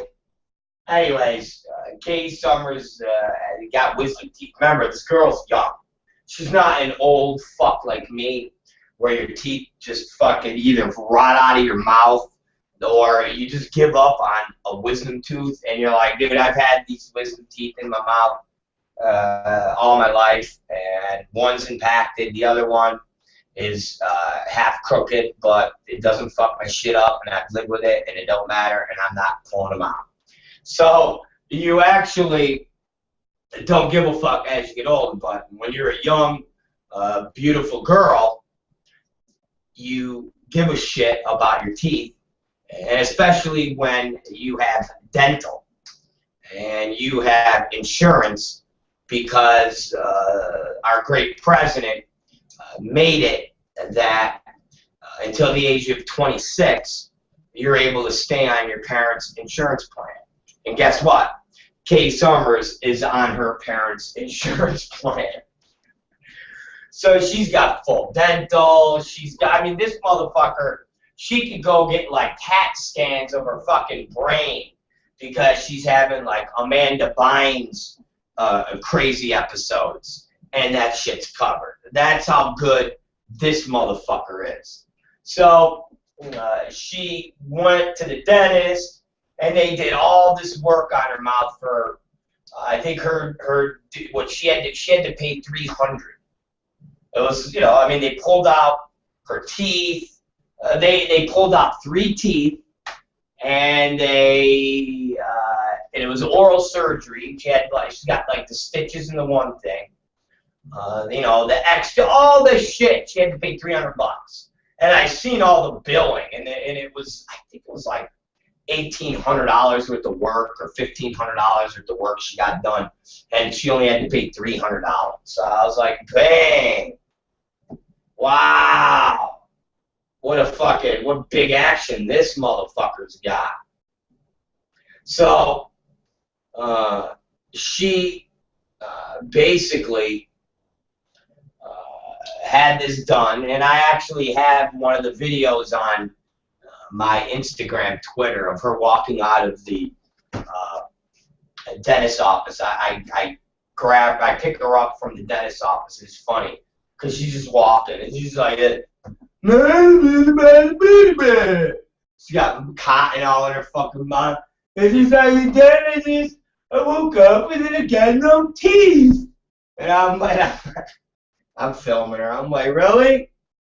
And I got another fucking hilarious video that I haven't put up yet, where we get up in her apartment and we're walking down the hall.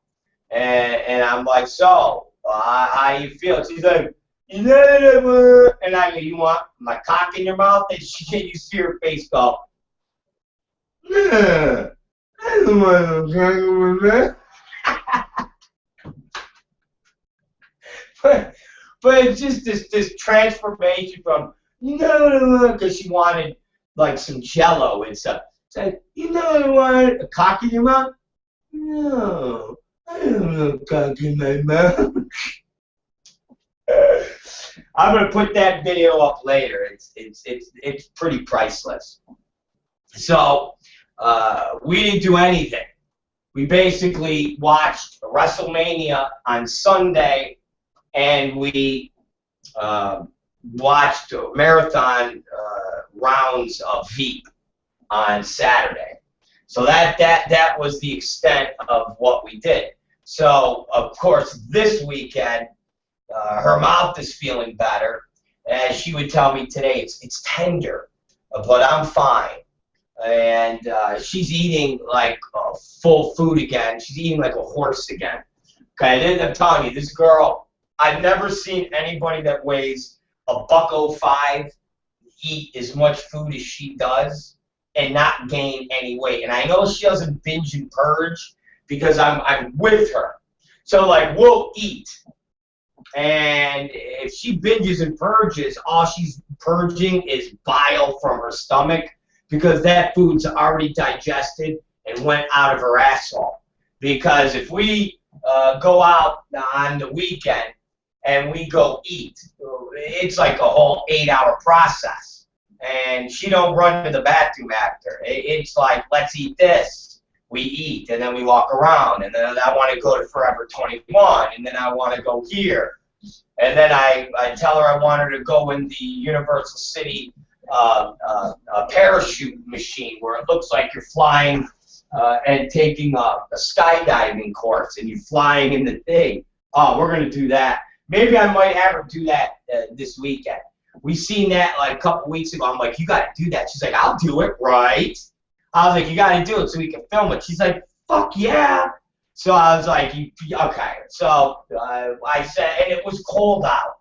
So I think that was like why we agreed not to do it that day, and we're going to wait until it's warm.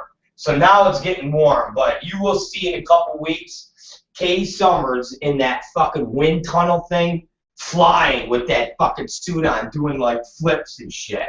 And I'm gonna film it, and it's gonna be funny shit. I said, when you gotta go, you gotta act like a retard when you're doing it. Like you gotta like scream and just act stupid. She's like, right? she's like a young girl version of me. That's what's fucked up. She's into.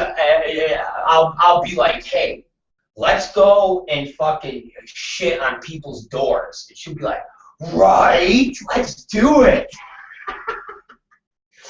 Okay.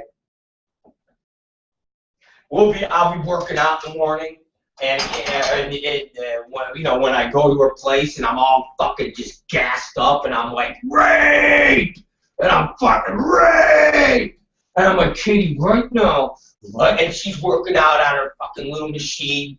And I go, let's go right now and just fucking find homeless people and rape them. She's like, all right, right? I'm like, let's fucking go, man. Let's just fucking rape. She's like, yeah. So, anyways, she's like, do you want to double date this weekend? And I'm like, what do you mean? She's like, my friend, Courtney Taylor. And I'm like, Courtney. She's like, don't you about Courtney Taylor? I told you about Courtney Taylor. She was going out with the drummer from Limp Bizkit. And I'm like, she's like, well, he's not going out with him anymore. She's going out with this other guy. And I go, who's this other guy? She's like, I don't know. She's just this tall, skinny guy with tattoos all over his face. And I'm like, oh, great. I got to look at this. She's like, we should double date. We've been talking, and maybe we'll go hang out in Hollywood, and we'll go to Katsui or whatever the fuck the sushi place is. Katsu in Hollywood and Vine. Katsui, Katsu, one of that. I can't say it properly. She's like, maybe we'll go there and we'll hang out and, we'll just meet there. So if you don't like the boyfriend and her, we can leave. But I think that's what we should do. And I'm like, why? She's like, I don't know. It'll be fun. I'm like, I don't know how fun this is going to be. Looking at a guy with tattoos on his fucking face. I go, well, what's he do? She goes, I don't think anything. And I go, so he's got tattoos on his face? He don't do anything? Does he sell drugs? Is he a fucking dope dealer? Is he a gangbanger? Is he anything of substance? Or is he just going to be a dude that has tattoos on his face? She's like, right? And I go, no, right, motherfucker. What's he do? She's like, I don't know. She's like, but when I talk to Courtney tomorrow, I'll maybe investigate it. But what's the difference? We'll just go and we'll have fun and we'll just hang out and, it's not going to be like some swinger thing. Don't worry. It's not going to be like some Mad Men episode. And I'm like, I wasn't worried about that. I just nurture my dinners and I enjoy the process, and I don't want to be uncomfortable looking at somebody with a billboard on their face. She's like, it'll be fine. So I said, okay, go ahead, set up your fucking party thing here. So this weekend, guys, possibly tomorrow, I might be going out with a porn chick and a guy with a tattoo on his fucking face. I don't know. We're going to see how this is going to turn out. But if that's the case, I might have some funny stories for you because I'm going to take pictures. And they're not going to think that I'm taking pictures for the show so I can tell all of you guys about the weird time I had. They're just going to be like, oh, he's like a bitch who likes to take pictures. Let's take a selfie. Click. Who wears cheetah? Click. So it might be something that will go down. And that would be something you guys can look forward to, and knowing that I might have a interesting story of doing a double date with a girl and a guy with tattoos on his face. I don't know. I'm not going to guarantee anything. I'm not going to fucking give it a 100% guarantee that this will happen. I'm just saying it's possibly on the table. It's been presented to me in doing something, but we'll see. Now, I know for a fact I'm going to do something. I know for a fact because Summers has already fucking said we got to go out. We missed our date nights last week, so we got to go out. So I already know that is on the table. Now, the last time I went to Hollywood, if any of you know, and you check my Instagram or Twitter, I have videos and pictures I posted from Hollywood of people that had snakes wrapped around them, street performers dancing, kicking their little fucking gay legs in the air.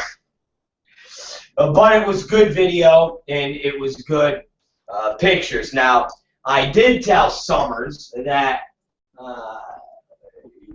another possible exciting time could be going to Venice Beach. Now, those of you who aren't from Los Angeles and you've only seen Venice Beach videos on movies and things like that, Venice Beach action, it's far more crazy than what you see. The street performers or the Venice Beach performers are far more crazy, far more frightening, and far more handicapped than you could ever imagine. You will never find a more concentrated group of bums with no arms, no legs, and they're singing, they're dancing, they're begging for money, but it's a fucking show. I mean, let's face it. If you're going to be a fucking derelict piece of shit on the street, and you're just going to fucking, every time I go into 7-Eleven, ask me for fucking change, I'm going to deny you every fucking time. But,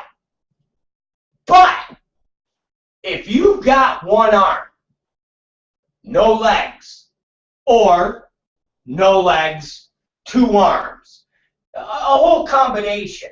I'm not saying that a prerequisite is to have no legs and 1 arm. I'm saying any missing limb will do.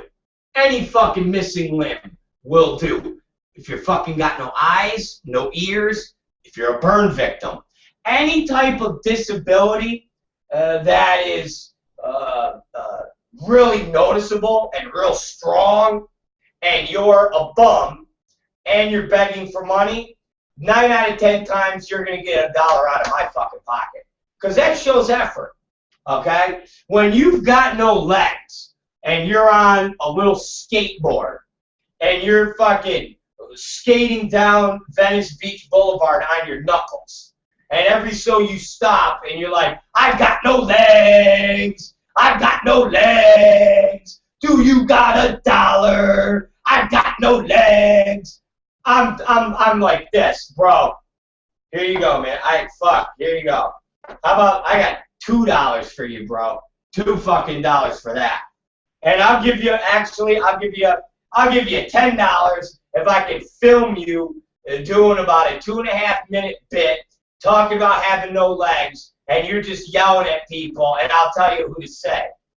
Fuck it, I'll give you $20, bro. I'll have this little crippled dwarf bum going, I got no legs. Fuck you, Steve Hirsch. I got no legs.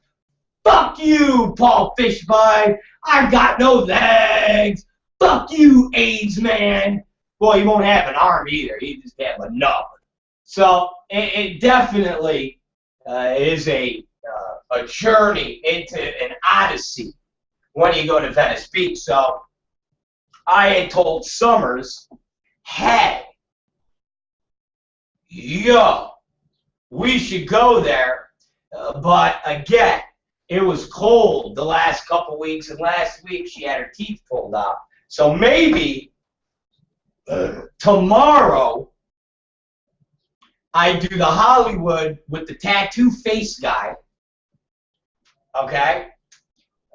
I do the tattoo Hollywood face guy. And then Sunday, I tell Summers, get your ass up, throw our clothes on, and we'll get fucking a Venice trip. And we'll hang out at Venice Beach all day. And maybe we'll do interviews. We'll go there with a whole bunch of ones, like we're going to a strip club, but it's really Venice Beach. And we will fucking do interviews with bums, and we'll fucking hang out with cripples.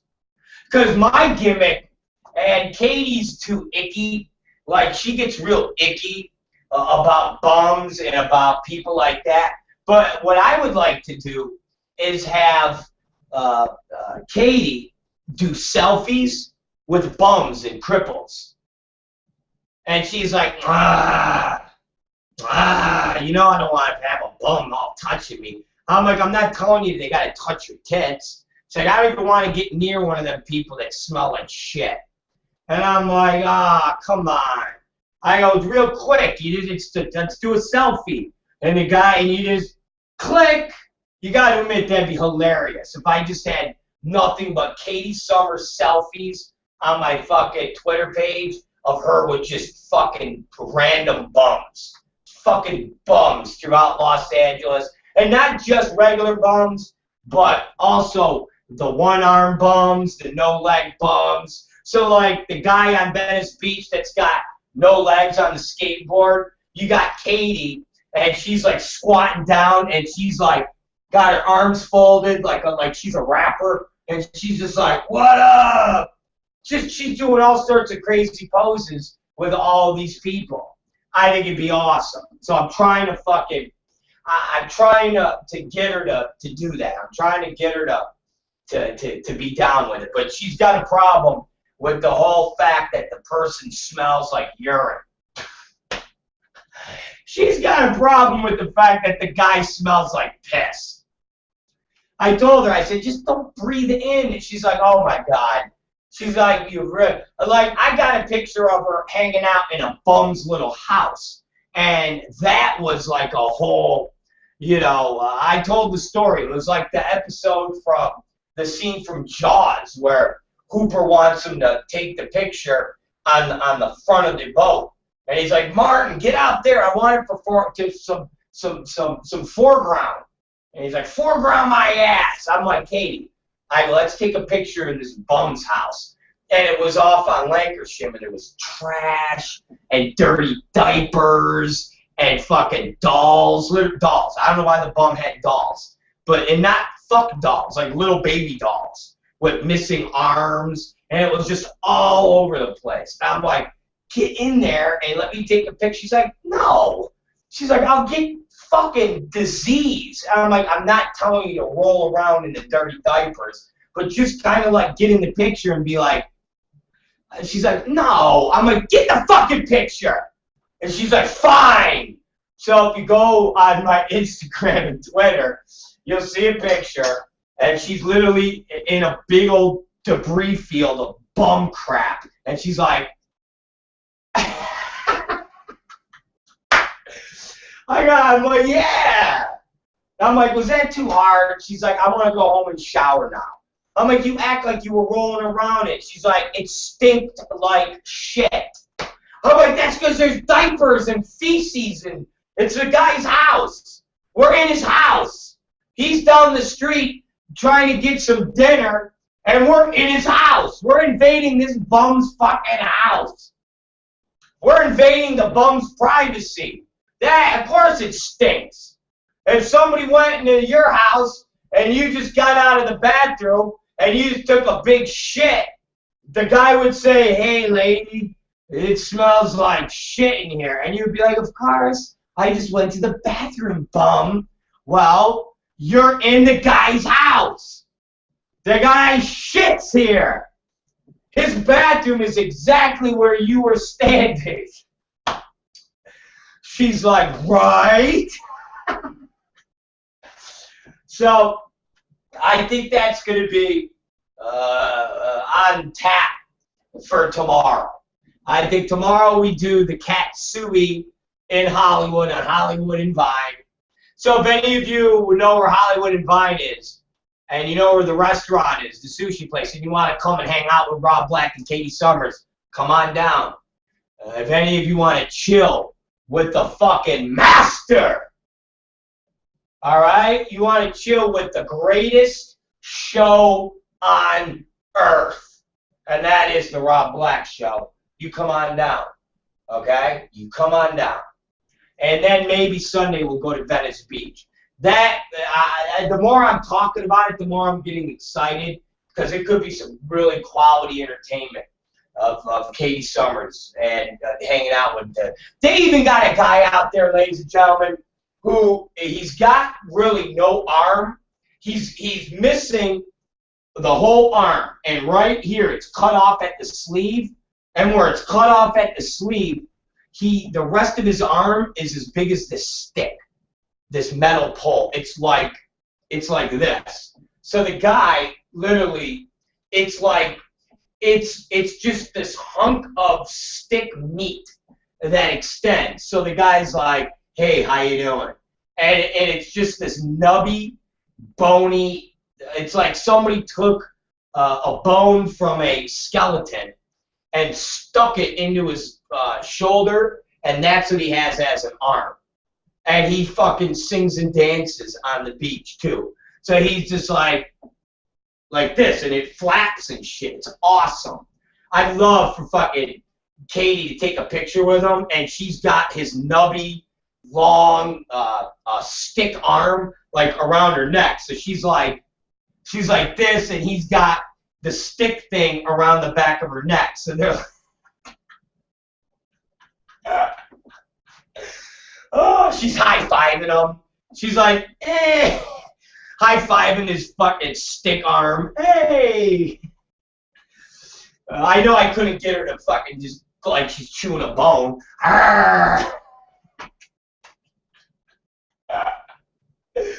Oh, man. All right. 12:08 p.m., guys. You know what time that is. It's time for the news that we can use. And I know Katie Summers is ready, okay? I know the beautiful Katie Summers is ready. All right, baby. I'm calling you right now. So you get ready. You get ready, baby. You get ready. I'm putting the earphones in. All of you YouTubers, I know you don't want to be part of this because those of you who have complained to me saying, well, we don't hear Katie and we don't see Katie. We only see you and she's talking to you and we can't see it. And then that means we have to go to your website or we have to go to Adult FYI. And it doesn't work on my site. I actually had somebody say that the websites don't work on his computer. And I'm thinking to myself, what are you, fucking retarded? I'm like, what are you, retarded? So here it goes. Let's try this. Here we go.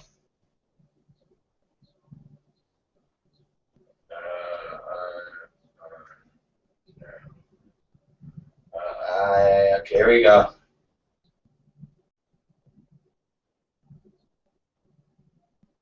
All right, here we go. Okay, Katie, get ready, baby. Get ready, baby. Baby Katie. Here it comes. It's going to be coming through to you in 1 second, baby Katie. Here it is, baby Katie. Baby Katie.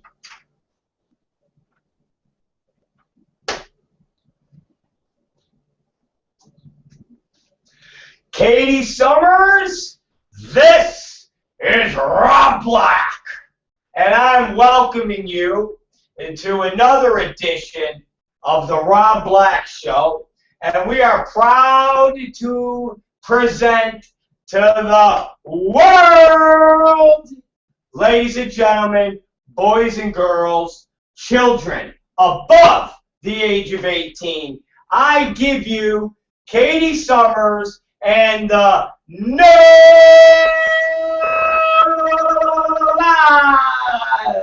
that you can use. Take it away, Katie Summers.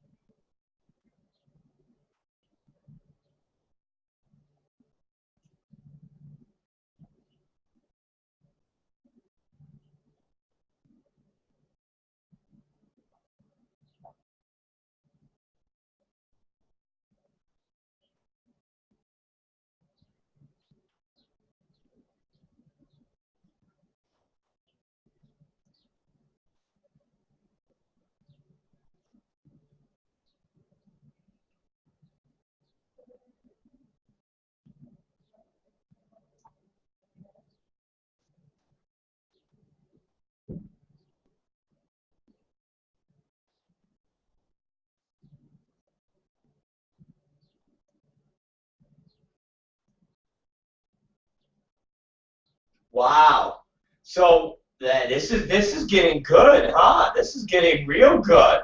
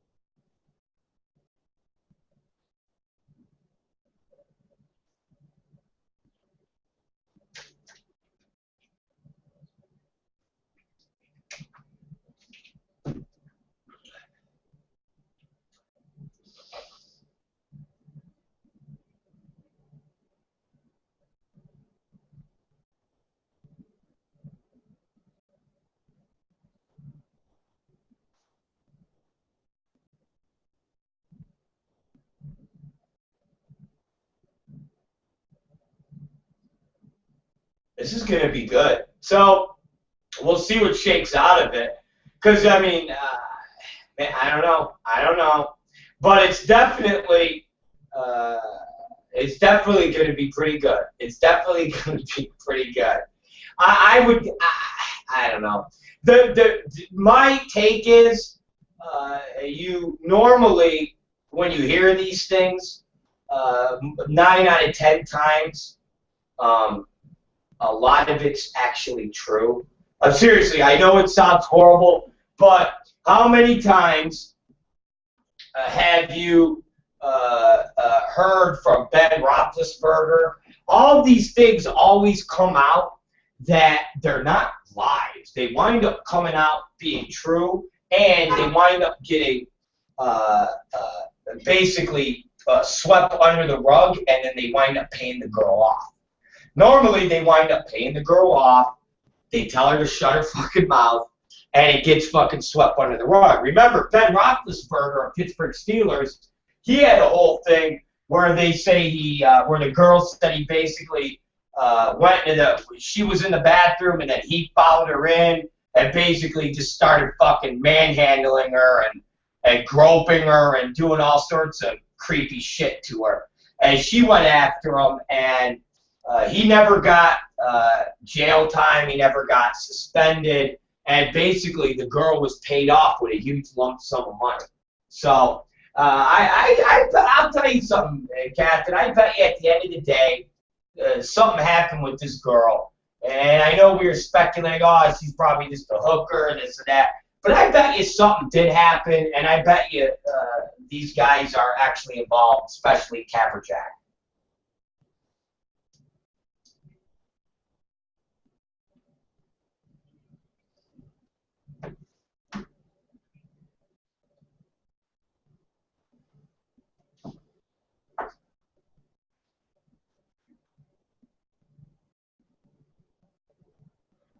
Yeah, yeah. No, you're right.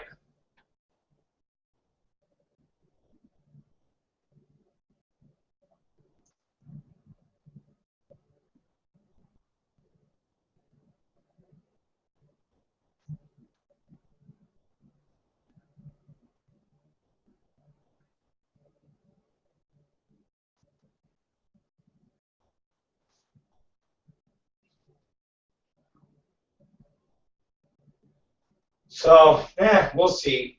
All right, give me something else.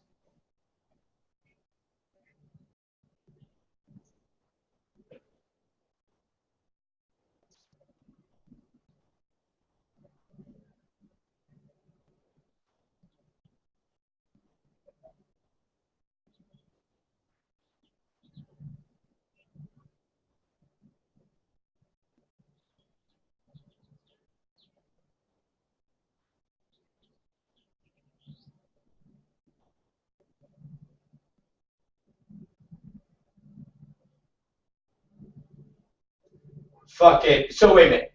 Kayla McKayla, whatever. What's her name? She's not pregnant.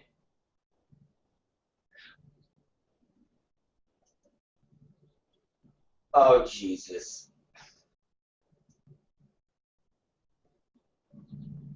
Wow. Wow. She's okay. So when did she say when she's expecting, or did she just say, yeah, I'm fucking.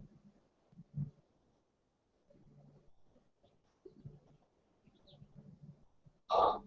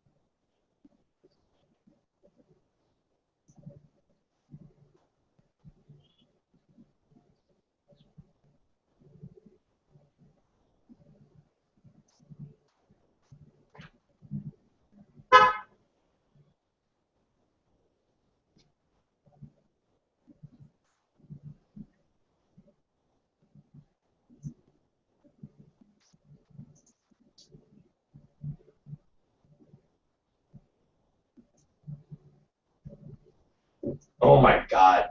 That's you will leave it to you to have all the fucking gay stories.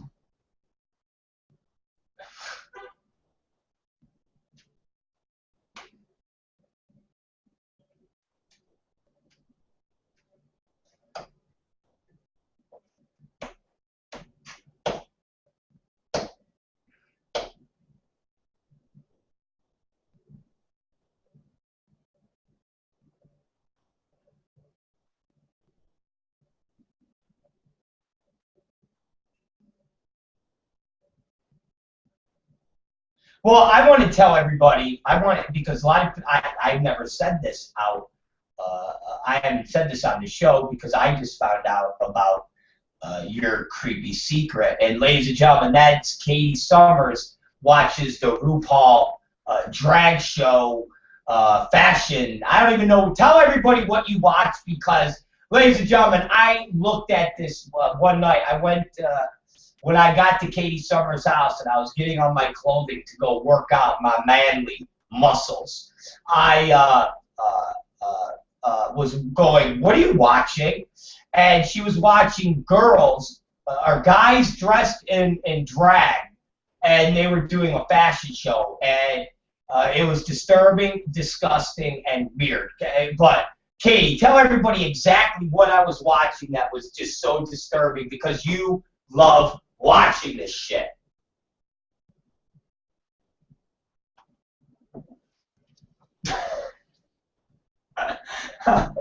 Well, tell everybody exactly what it is. Maybe some of my fans don't know what the fuck it is.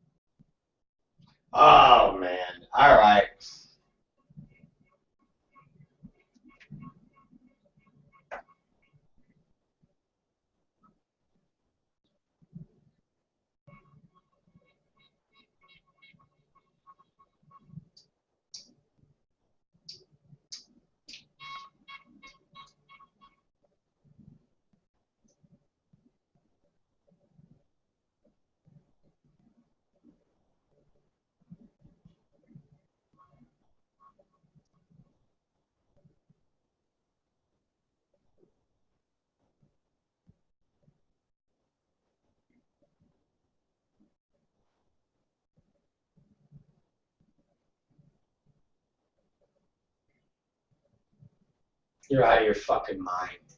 You're out of your mind. All right, give me something else. You're just a retard.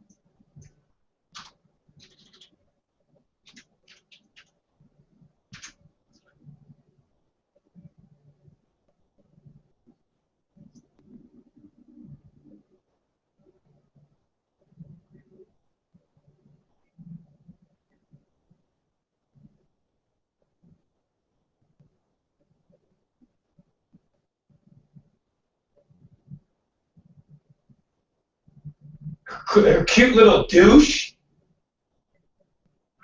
I'm joking. It sounded like you said douche.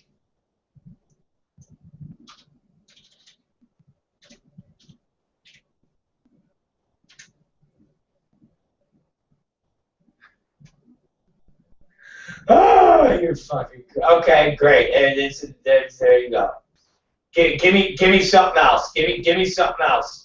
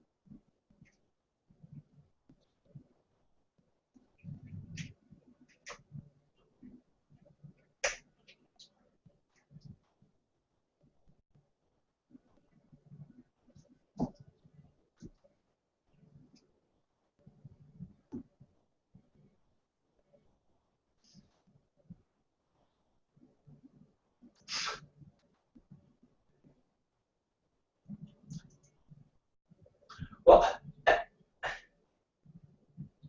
I love that. I love that. So the city's called Jew Killer.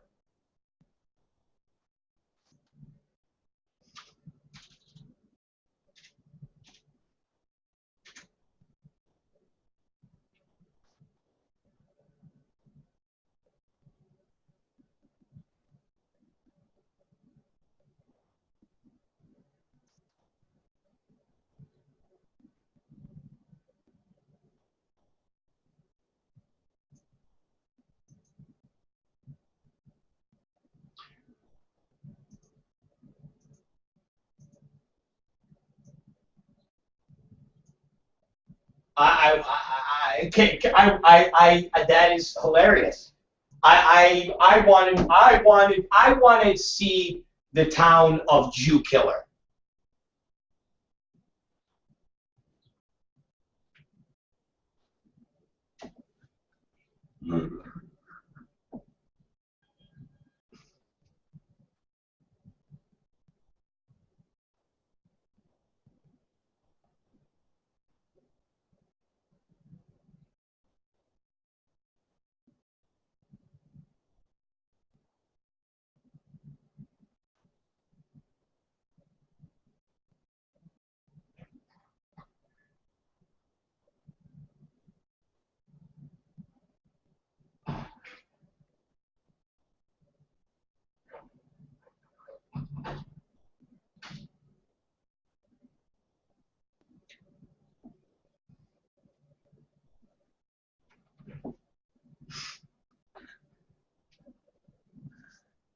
Well, I would officially say, yeah, it might be a wise choice for them to call or for them to change the name of their city to not be Jew Killer anymore. Oh, without a doubt, it's probably one of the more funnier political type stories that you've had. So yeah, I mean, Jew Killer, it's awesome.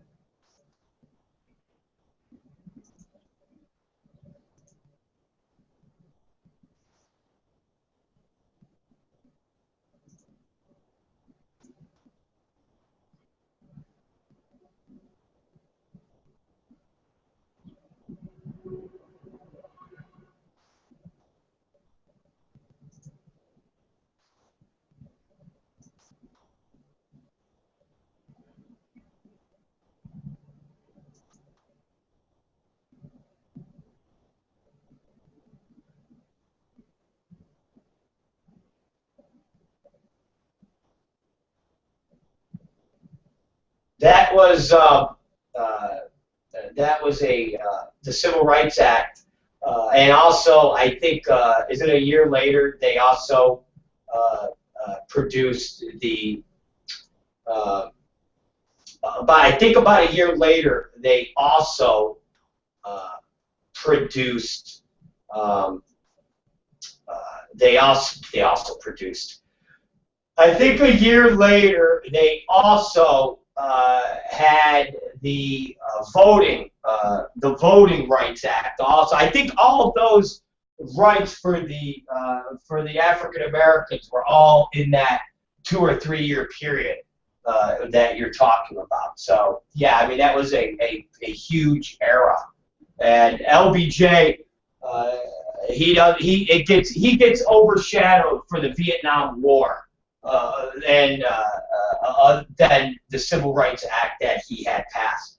And me and you had seen that on a story the other day where they talked about that being a great piece of legislation that he passed, but that it gets overshadowed by the Vietnam War. So it's kind of like that good thing he does gets overshadowed by the fucking by the war. So it's almost like a fucking it's almost like how do you explain it? It's almost like a win and then a lose. So it fucking zeroes it out and means nothing.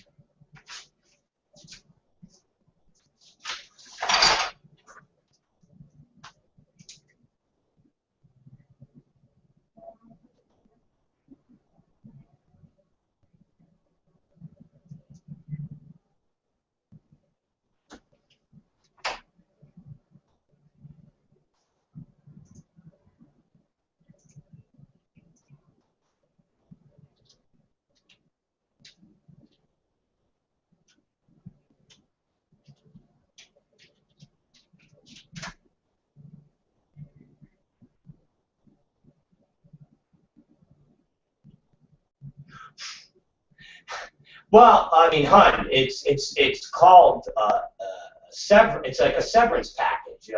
A lot of places will give you money when they fire you. Not McDonald's, but a big corporation will at times give you uh, a severance package. Yeah.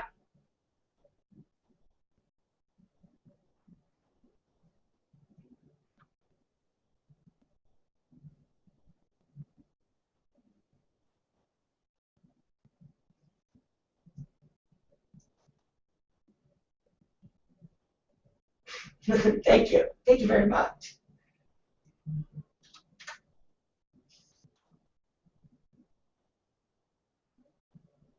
Ah, you're funny. You're crazy. All right, you're just so nuts.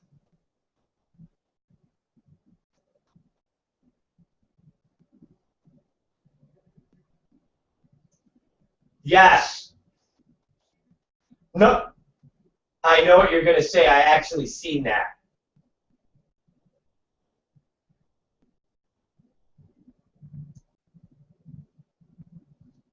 Yes, I seen that, which is pretty cool.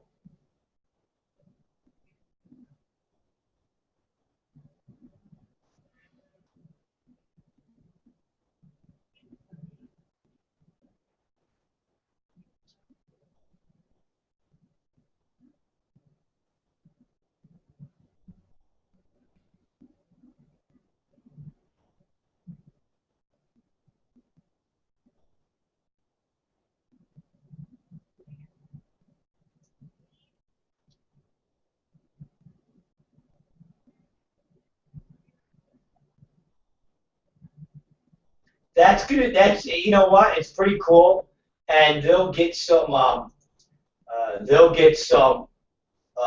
get some mileage out of that. You know, they'll get some good publicity out of that. So that's pretty good.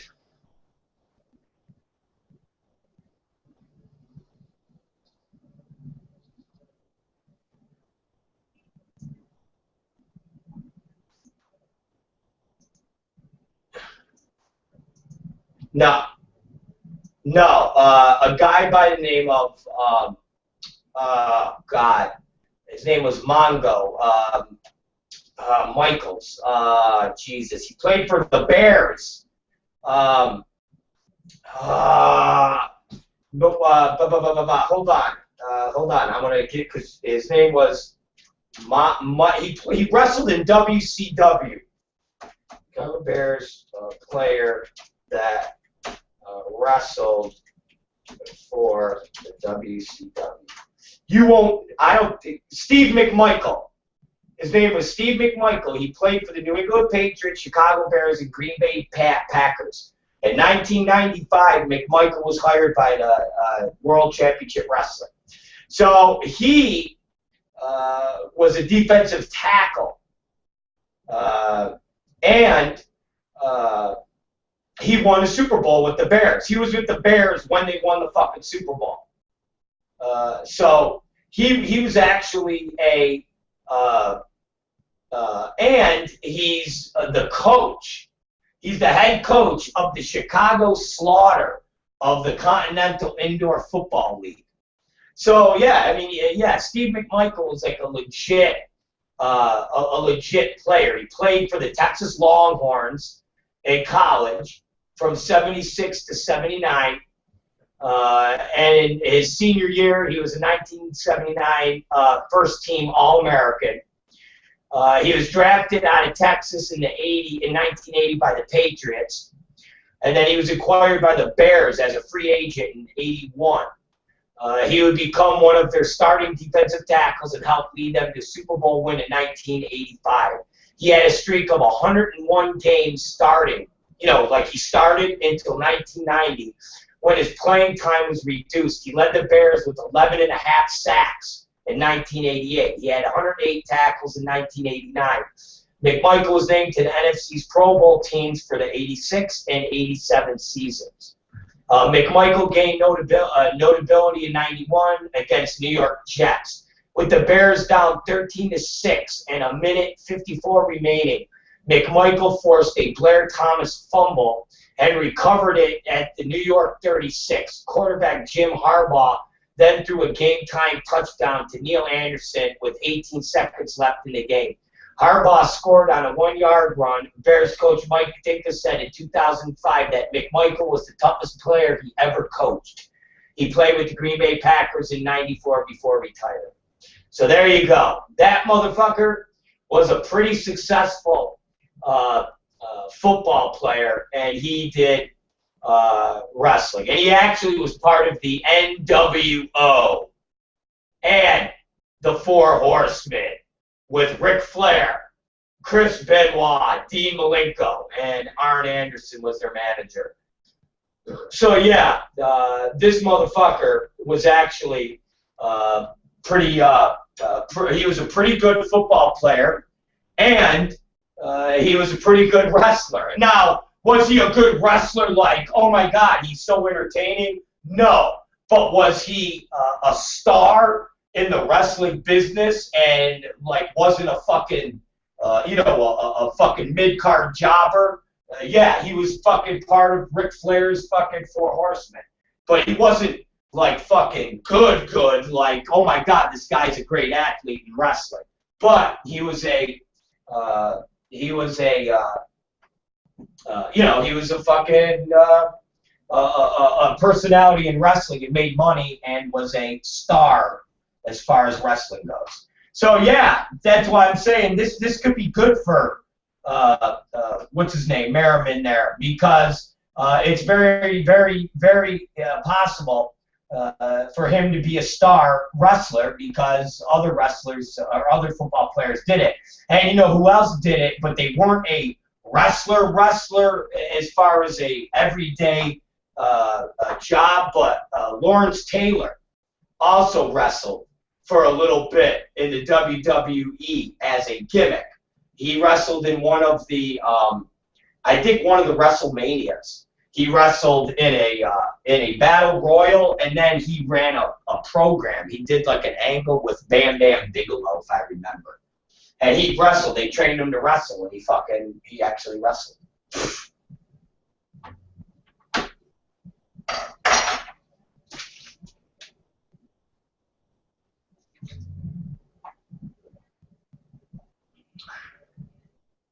Yeah.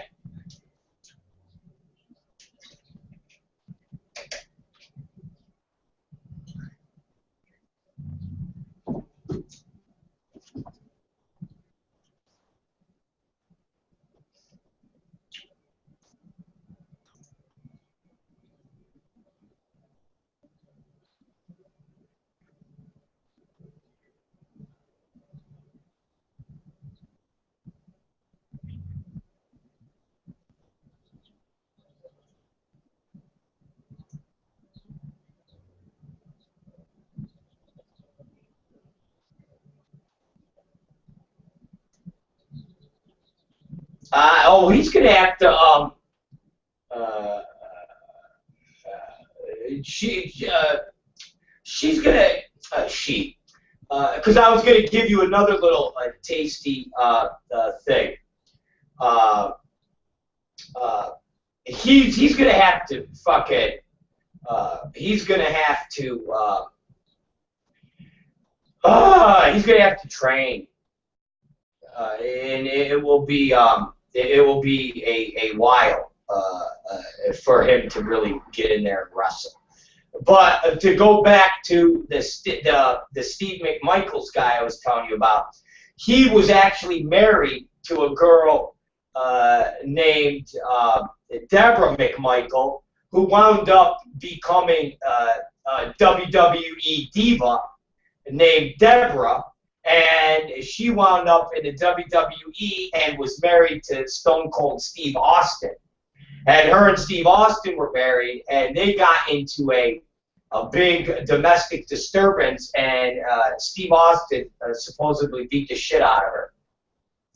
And on June 15, 2002, police responded to a call to the couple's residence in San Antonio, Texas, and found Deborah with bruises and a bloody nose.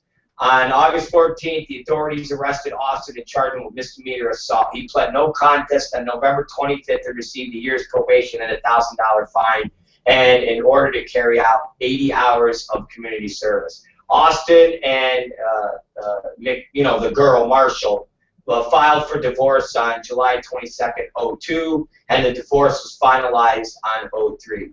Marshall later auctioned off her wedding ring on eBay for $27,000 and donated a portion of the proceeds to Safe Place, an organization which assists victims of domestic abuse.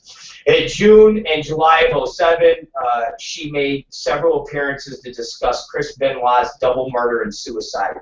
She described steroids and drugs as the cause of Austin hitting her in June 2002 and suggested links between such substances and death of Benoit and his family.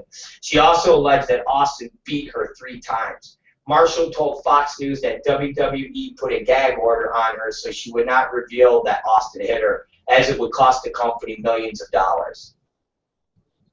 So that girl was married to the wrestler that I was telling you about. That Mongo is, the guy that was the football player. So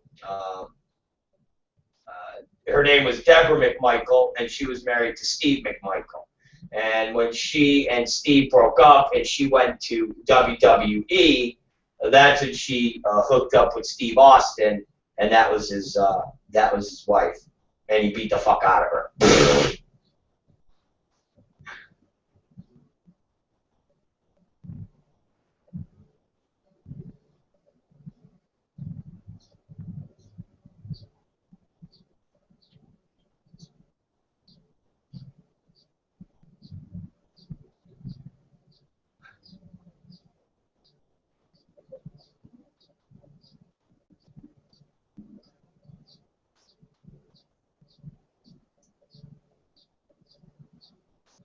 Oh yeah, I mean yeah, you gotta understand. Some of these guys are just so gassed up on fucking on fucking steroids and drugs. Remember, we used to, we were associated with a bunch of them that were just gassed up. We used to fucking have a wrestler named Sabu. Who literally would take so many somas that after a match, even before a match, but after the match, he would get so fucked up that you would actually have to have wrestlers or ring crew guys actually carry him out of the arena. If you took him to a restaurant after the show, he'd actually pass out in fucking his food, literally, you literally pass out, like in a plate full of food. Just pass out. Just laying there in a plate full of food, man. Not a fucking, just not a fucking 30, 40-year-old grown man, professional wrestler making big money, just fucked up mess in the middle of Denny's restaurant, passed out in the middle of the food. Sabu would fucking do that. It was just amazing. So yeah, a lot of these wrestlers are just fucking doped up, jacked up motherfuckers. Not all of them, but there's a fair share of these guys that you would never have imagined that were fucking just jacked up on gas and fucking just pilled out all the time. I remember one of our shows that we did in, was it Bakersfield? It might be Bakersfield or it might have been Ventura. But in the back of the locker room, you had Axel Rotten and Chris Candido injecting Nubane. They're shooting up Nubane. Nubane is a painkiller. It's like, it's like a Demerol. It's like a fucking Percocet. It's like a opiate, and they were injecting it. Just injecting it with syringe, just fucking shooting up Nubane in the fucking locker room. I'll never forget that. Just thinking, what the fuck? How could these guys? I was shocked when I started the wrestling company and started bringing in these name wrestlers at how many drugs that they were fucking on and how fucked up they were. It really was amazing. So, yeah, there you go. And you could see it just by looking at them, and you weren't even around these fucking people.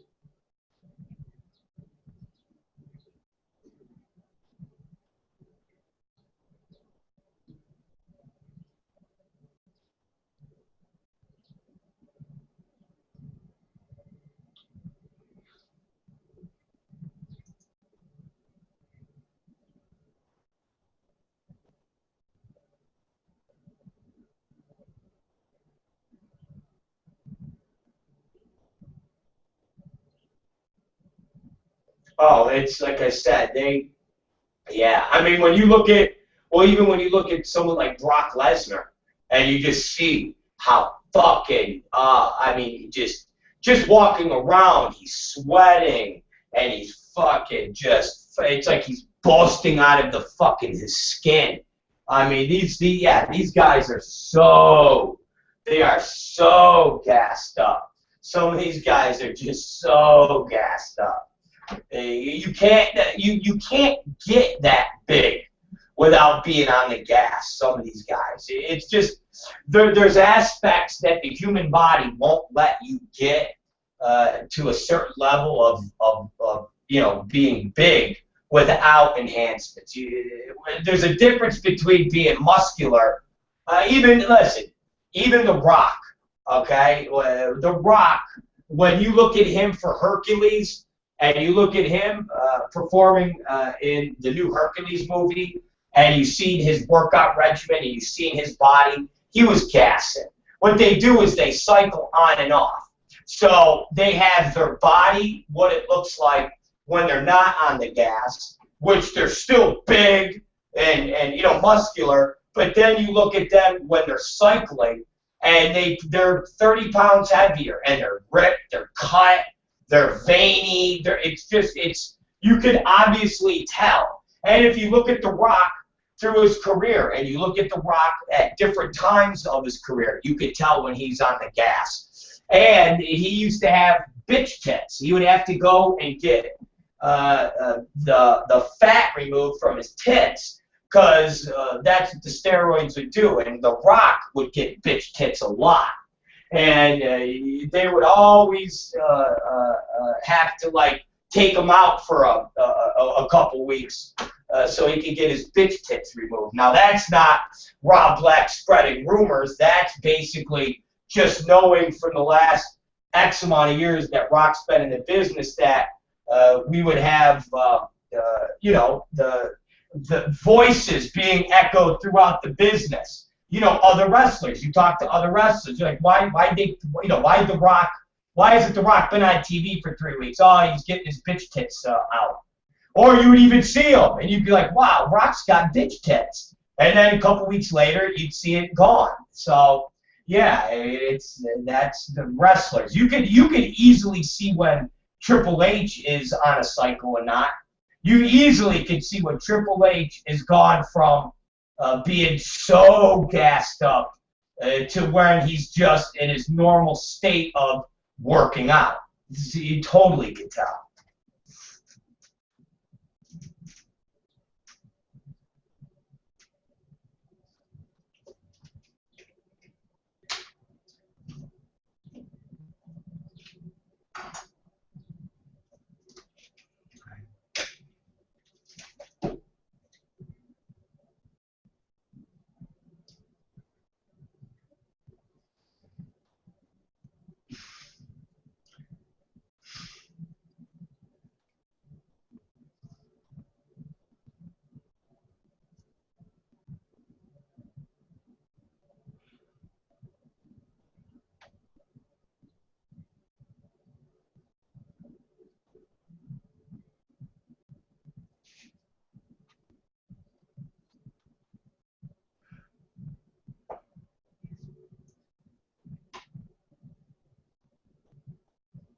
Yeah, like I said, you can tell that Triple H is just not as gassed up. He's big, and he might do some growth, but he's not fucking gassing. I mean, yeah, Lesnar is just so gassed up. You just look at him and go, wow, bro, you are fucking just gassed. Yeah. That's the general consensus when those guys are so fucking big and so gassed up. And plus, I think it's just the fact that they're so big, and you would expect their dicks to be and match the size of them. And then you look, and I remember we had Big Dick Dudley, who wasn't gassed up, but he was a big dude, and he did a blowjob scene. We got him doing a blowjob scene. and his dick was tiny. I mean, I remember us joking saying he should have been called Little Dick Dudley. But I just think the fact that he was like a 300 and something pound guy, and you would expect somebody that's like, you know, 6'3" or whatever, 300 pounds, you're thinking, oh, he's got to have a huge dick. And you're like, wow, your dick is little. But I think if the guy was a normal size, he would be fine. But when you're that big and your dick is 5 inches big, you're like, wow, that's a tiny little thumb dick.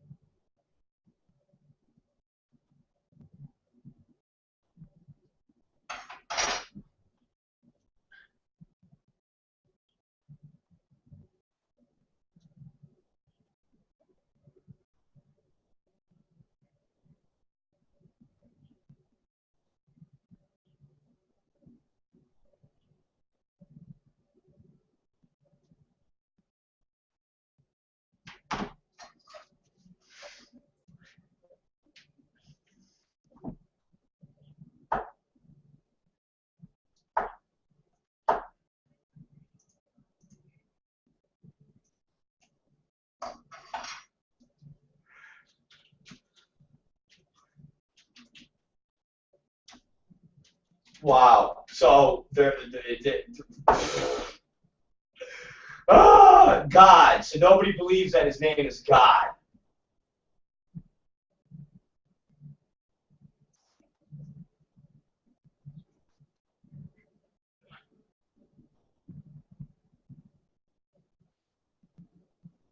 Well, I mean, well, okay.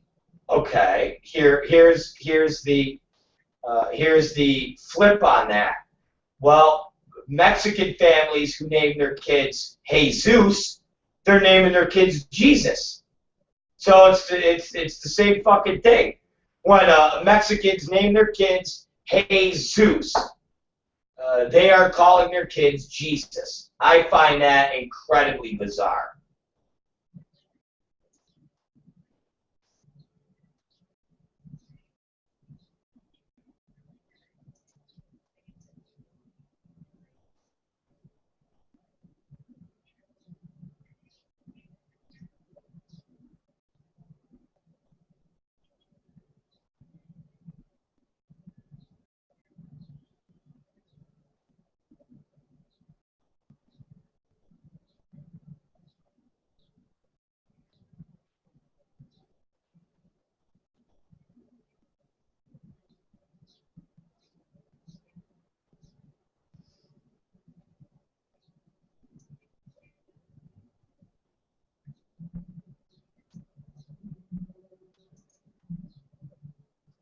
Well, Jesus is a funky name, and God would definitely be a real fucking funky thing to call your kid. Horrible, horrible.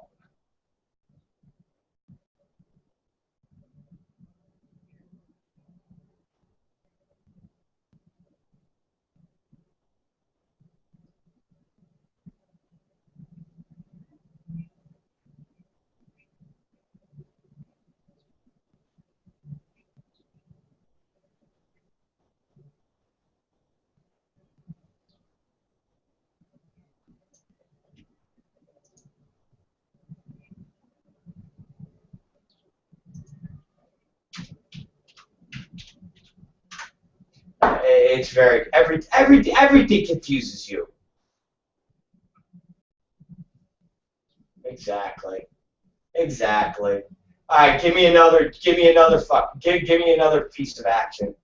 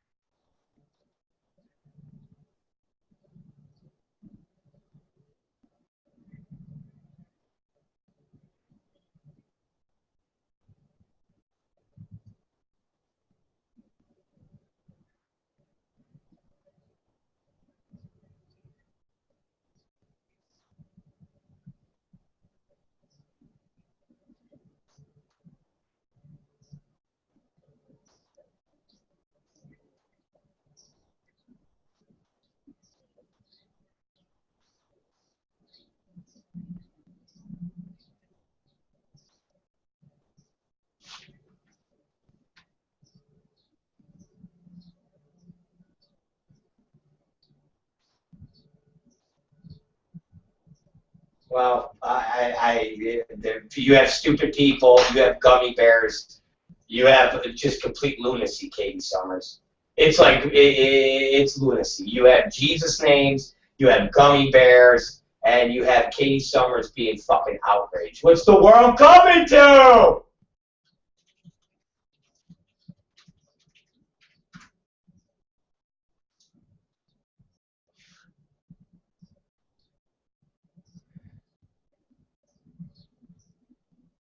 It's good. It's going to be bad news.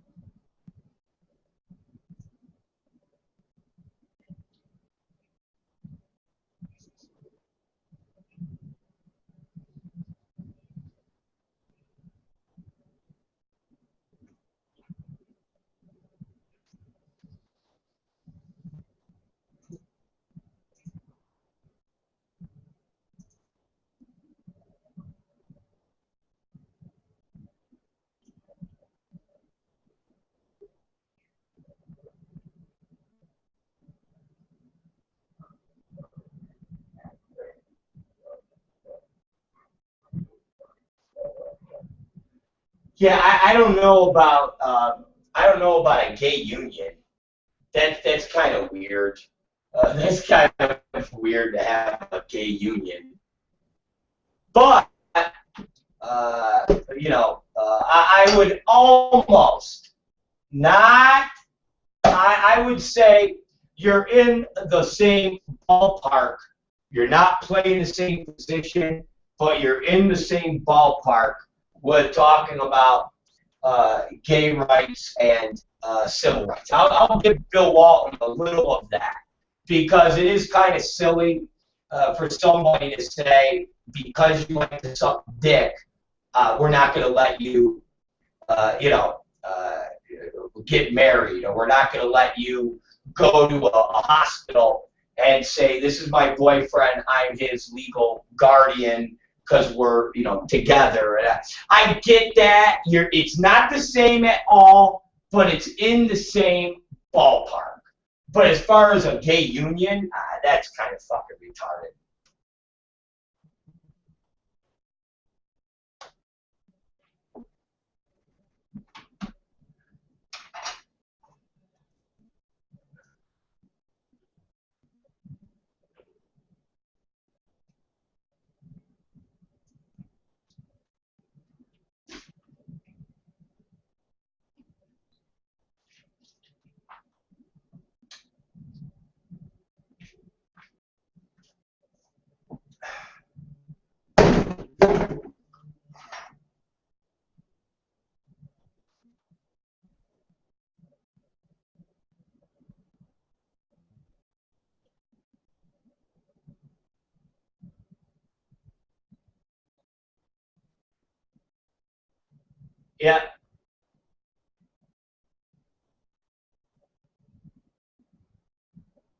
100%. That's why I said it's a stretch. I'll give them that it's in the same ballpark, but nowhere near the field of play. But they're in the same ballpark. But you can't compare freedom rides and black kids being in a bus and having a